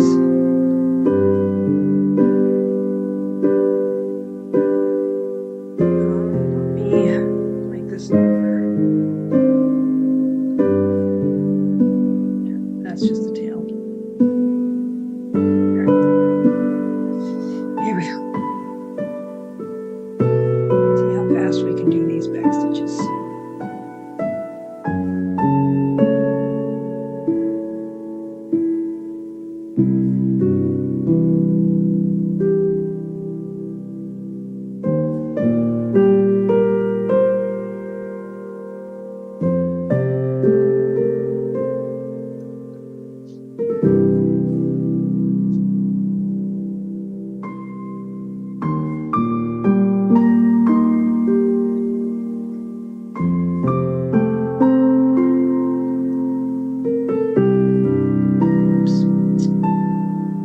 Tangled on me.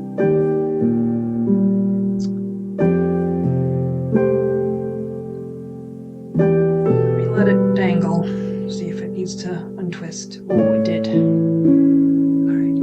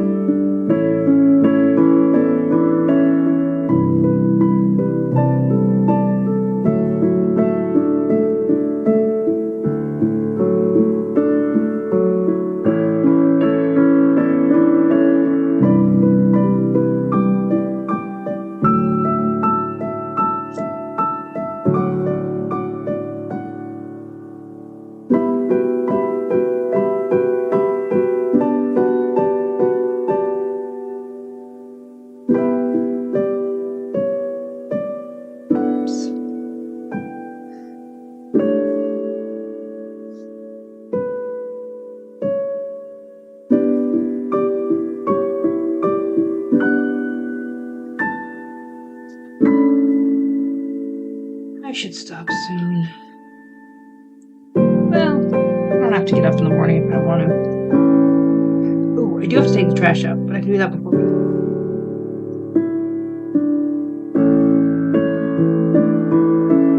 There's nothing on the schedule in the morning.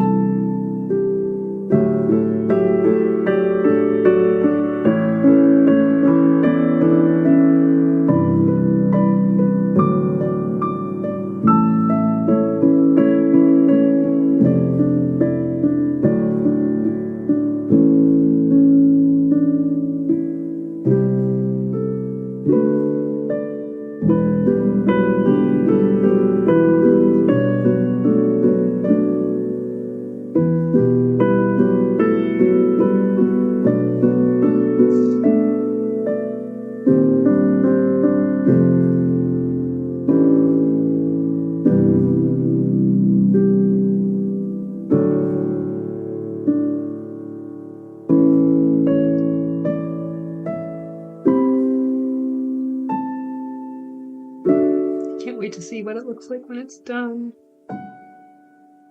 We have to at least get the bodice turned for it so we can see. And maybe it's a good time.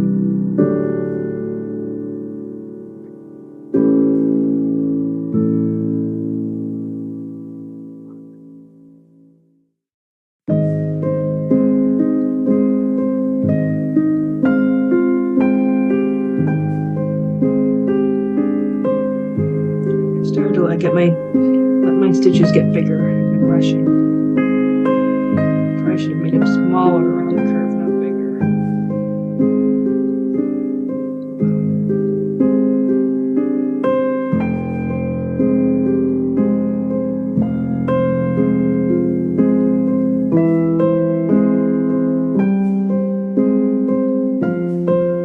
Come on.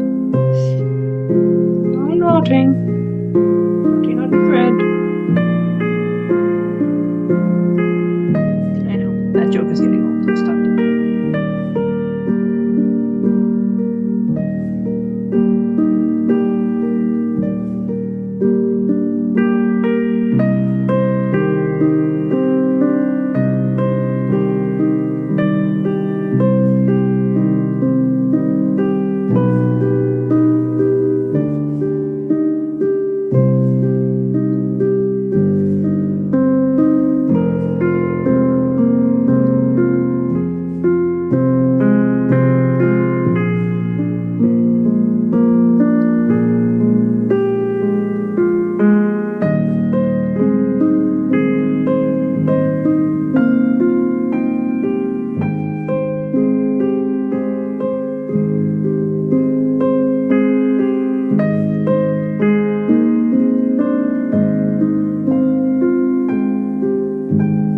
A straight line, it doesn't matter.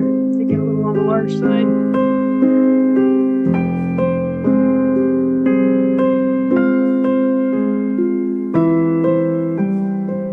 As a perfectionist, every single stitch gets it.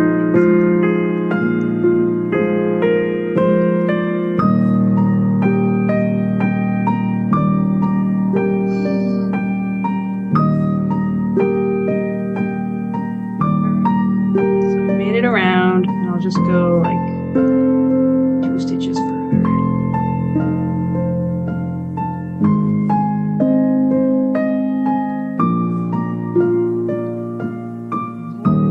Got it. Then we need to do the armholes, and then it's time to turn it right side out and see what our bodice looks like. Alright, I think there's enough thread here to do one of the armholes at least. They're pretty small. So I'll just, I like to go straight out.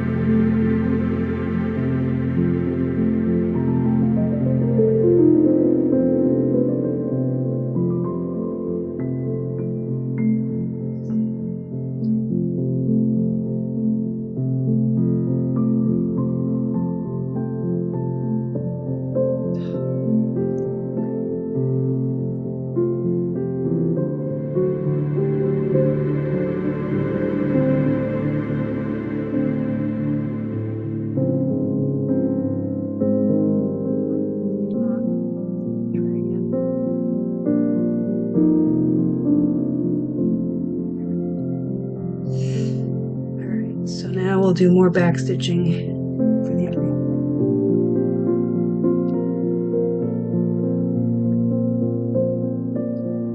Again, the smaller the stitches, the better over this curve, most likely. And I know this pattern that I've made, the armholes tend to be a little on the tight side, so I'm going a little bit in of the white line to make it slightly larger armhole.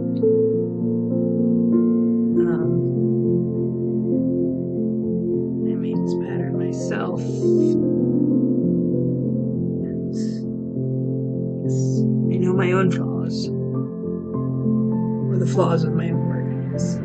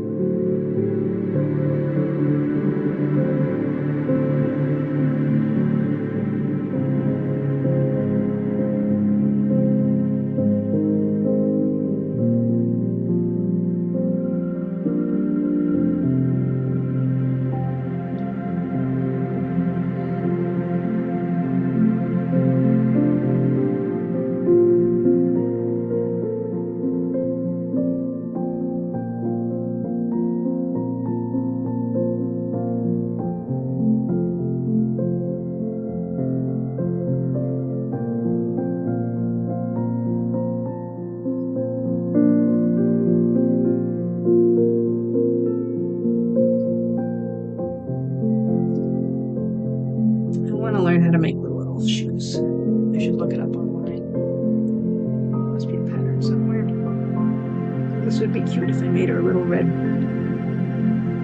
shoes.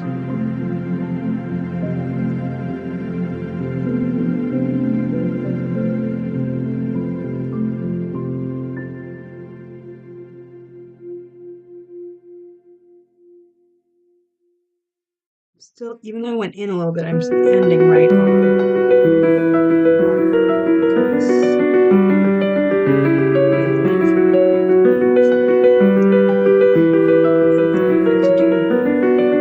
Straight out at a 90-degree angle from the side. So I can tie a knot here. And do another shoulder.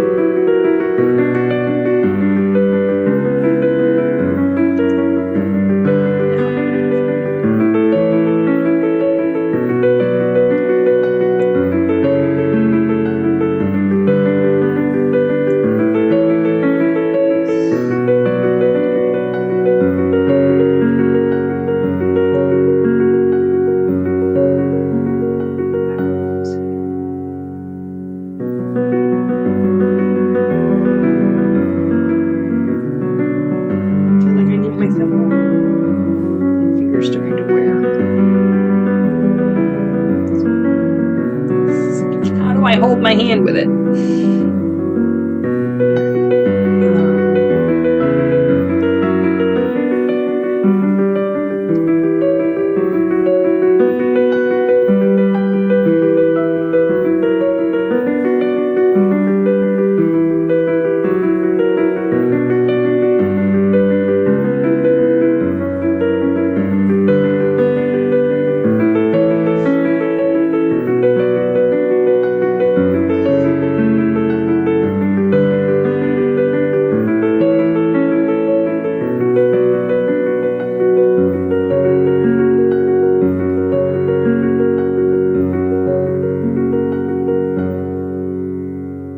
Oh, I thought that was Clyde sighing. It was a car in the rain.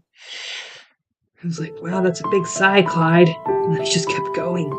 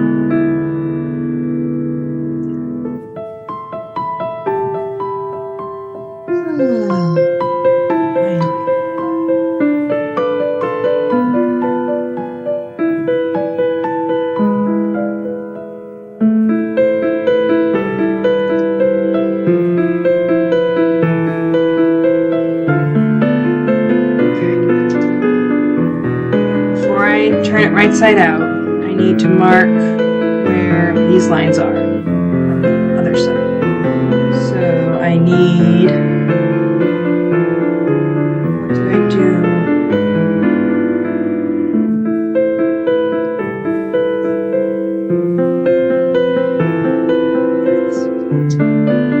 So this goes like that.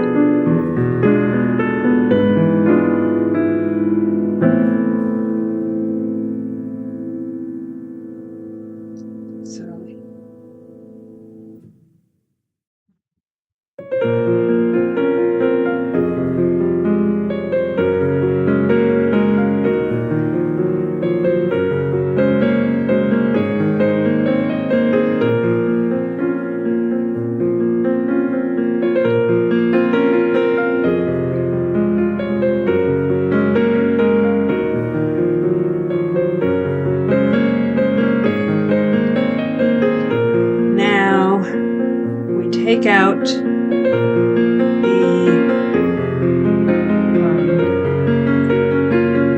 basting that was just holding it together while I sewed those bits.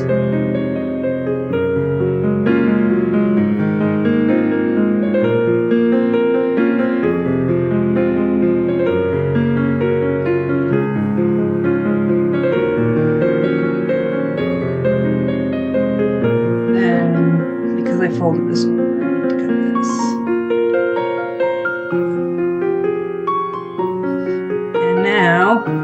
right side out. So I need my hemostats. Very useful. So go through here. Oh, I should probably trim it. Here to be. Whoops. Oh yeah, and I need to. All right. To be exact over here, I'm going to.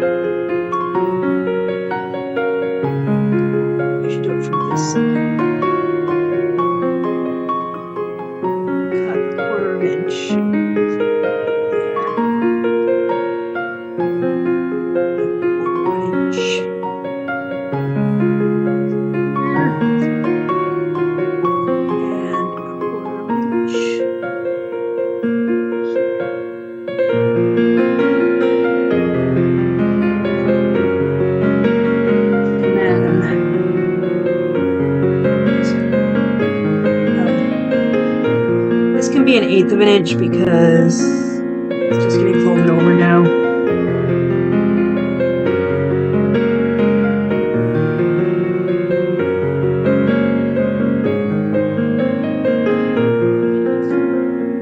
Then what I need to do is cut in here. Give us an 1/8 of an inch.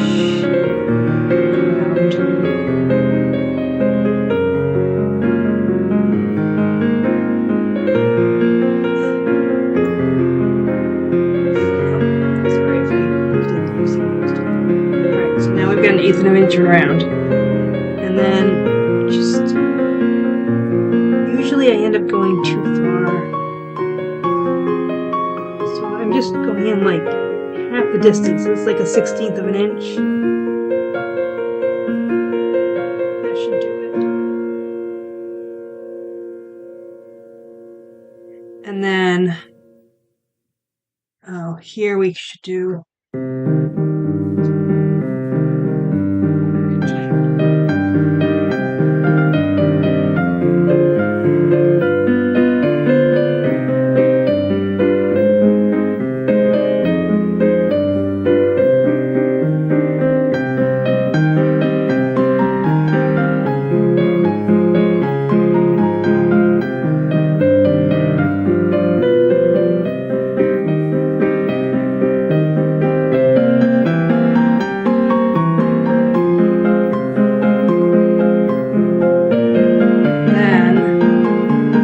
Over there, 1/8 of an inch around,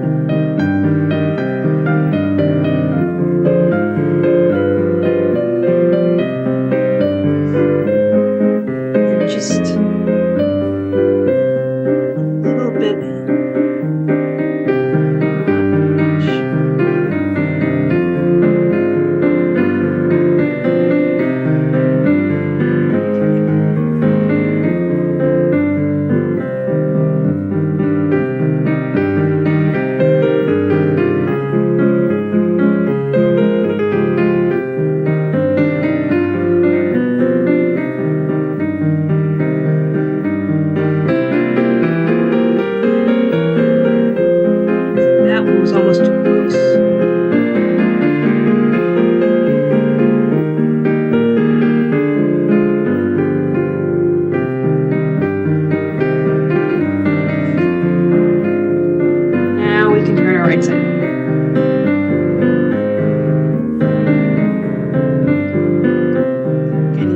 hemostates for the threads. Grab it and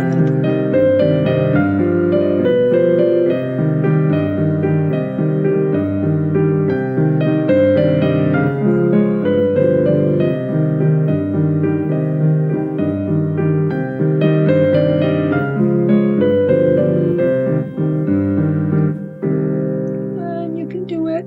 There.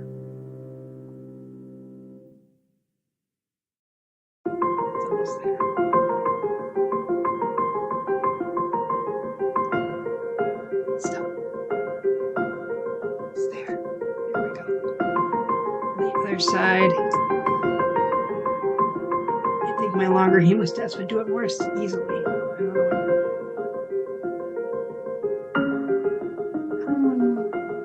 And I've already gone over by 45 minutes with my usual plan. So I just need to get this done. There we go.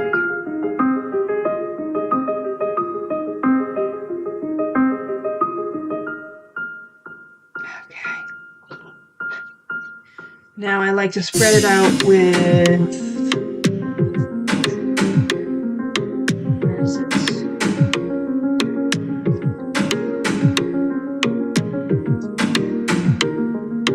I can't remember what this tool is called, but it's like, yeah.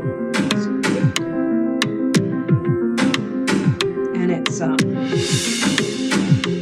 it's useful. Alright, so that's one side spread out. Needs a quick iron.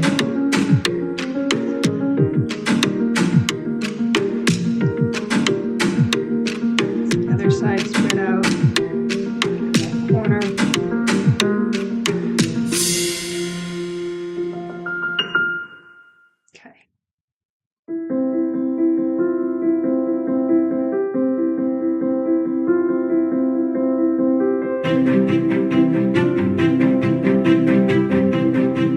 This does not sound like classical piano music. It sounds like a movie. Alright, I'm gonna give that a quick press.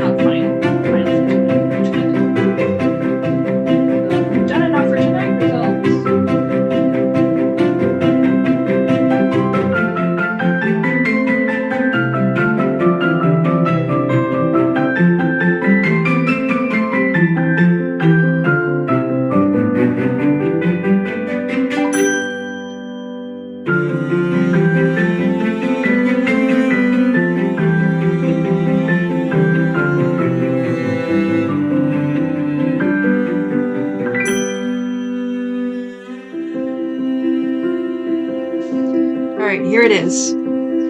So we'll just imagine that's tucked under. It'll be gathered. There it is. Focus.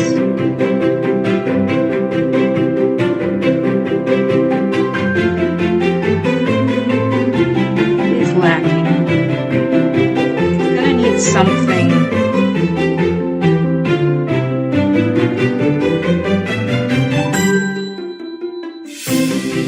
Something on this edge.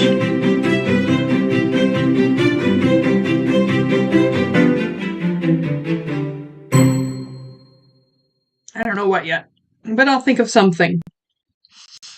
I could use the red embroidery thread or this gold thick thread. Do something.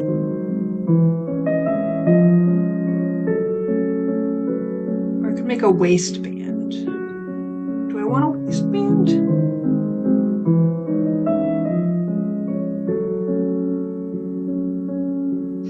You know it'd be cute. It would be like if I could cut one strip of that white and use that as the in between, or should it be this way? Maybe Alright, hold on. If I very carefully sewed, so it's just that red edge and the white. I like it.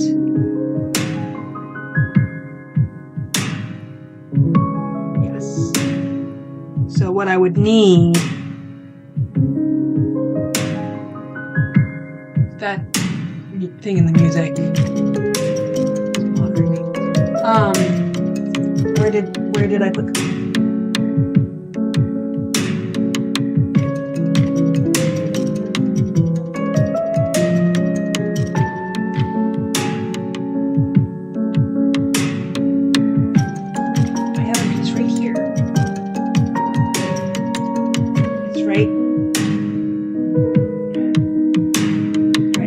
I can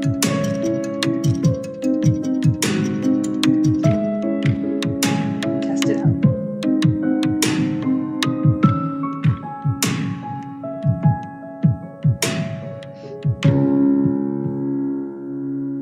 All right, so what I would want to do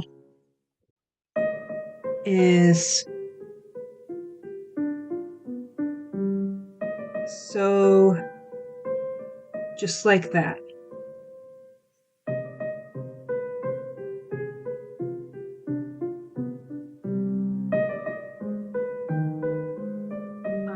I should use the red thread, not the red embroidery thread, but the red thread. And I would need that much of it. And my happy needle.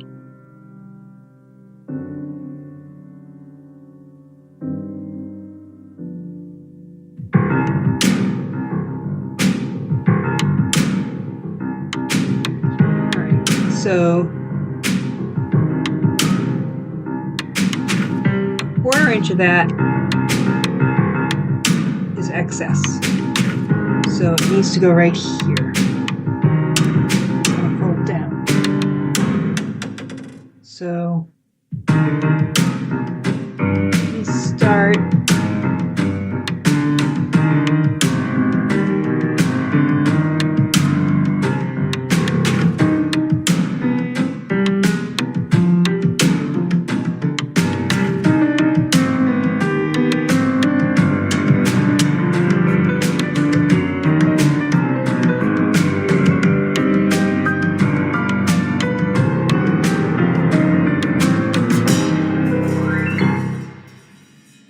I'm eyeballing, I'm not pinning, but I'm trusting.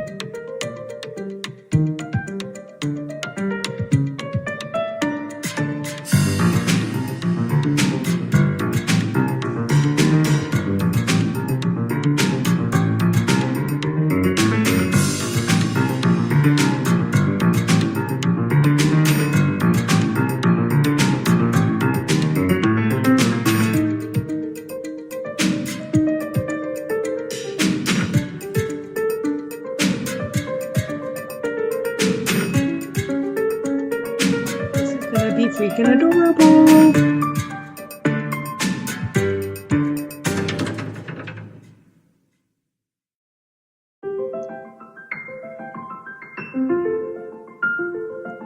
This sounds like me practicing.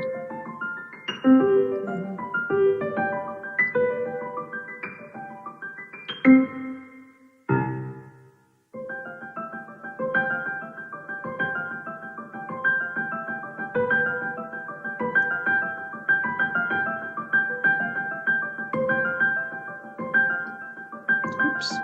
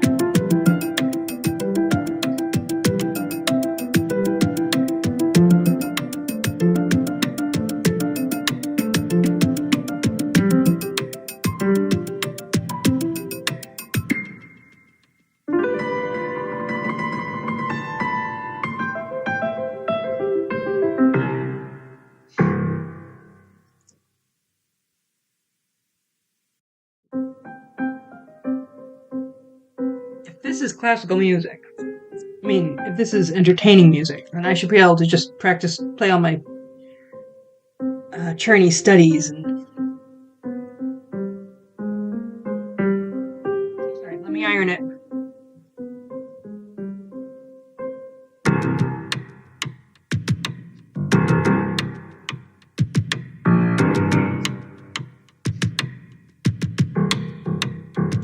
The only problem is I cut this so close that when I gather this up,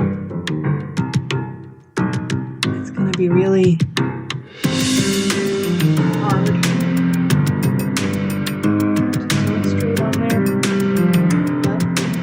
I mean, this should be longer. I should have had a half an inch. But I like it. Doesn't that look better?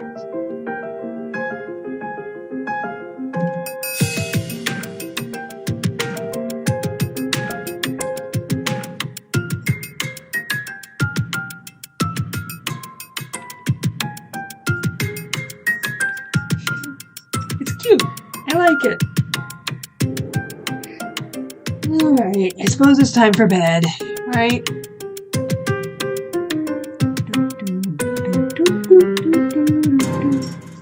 Alright,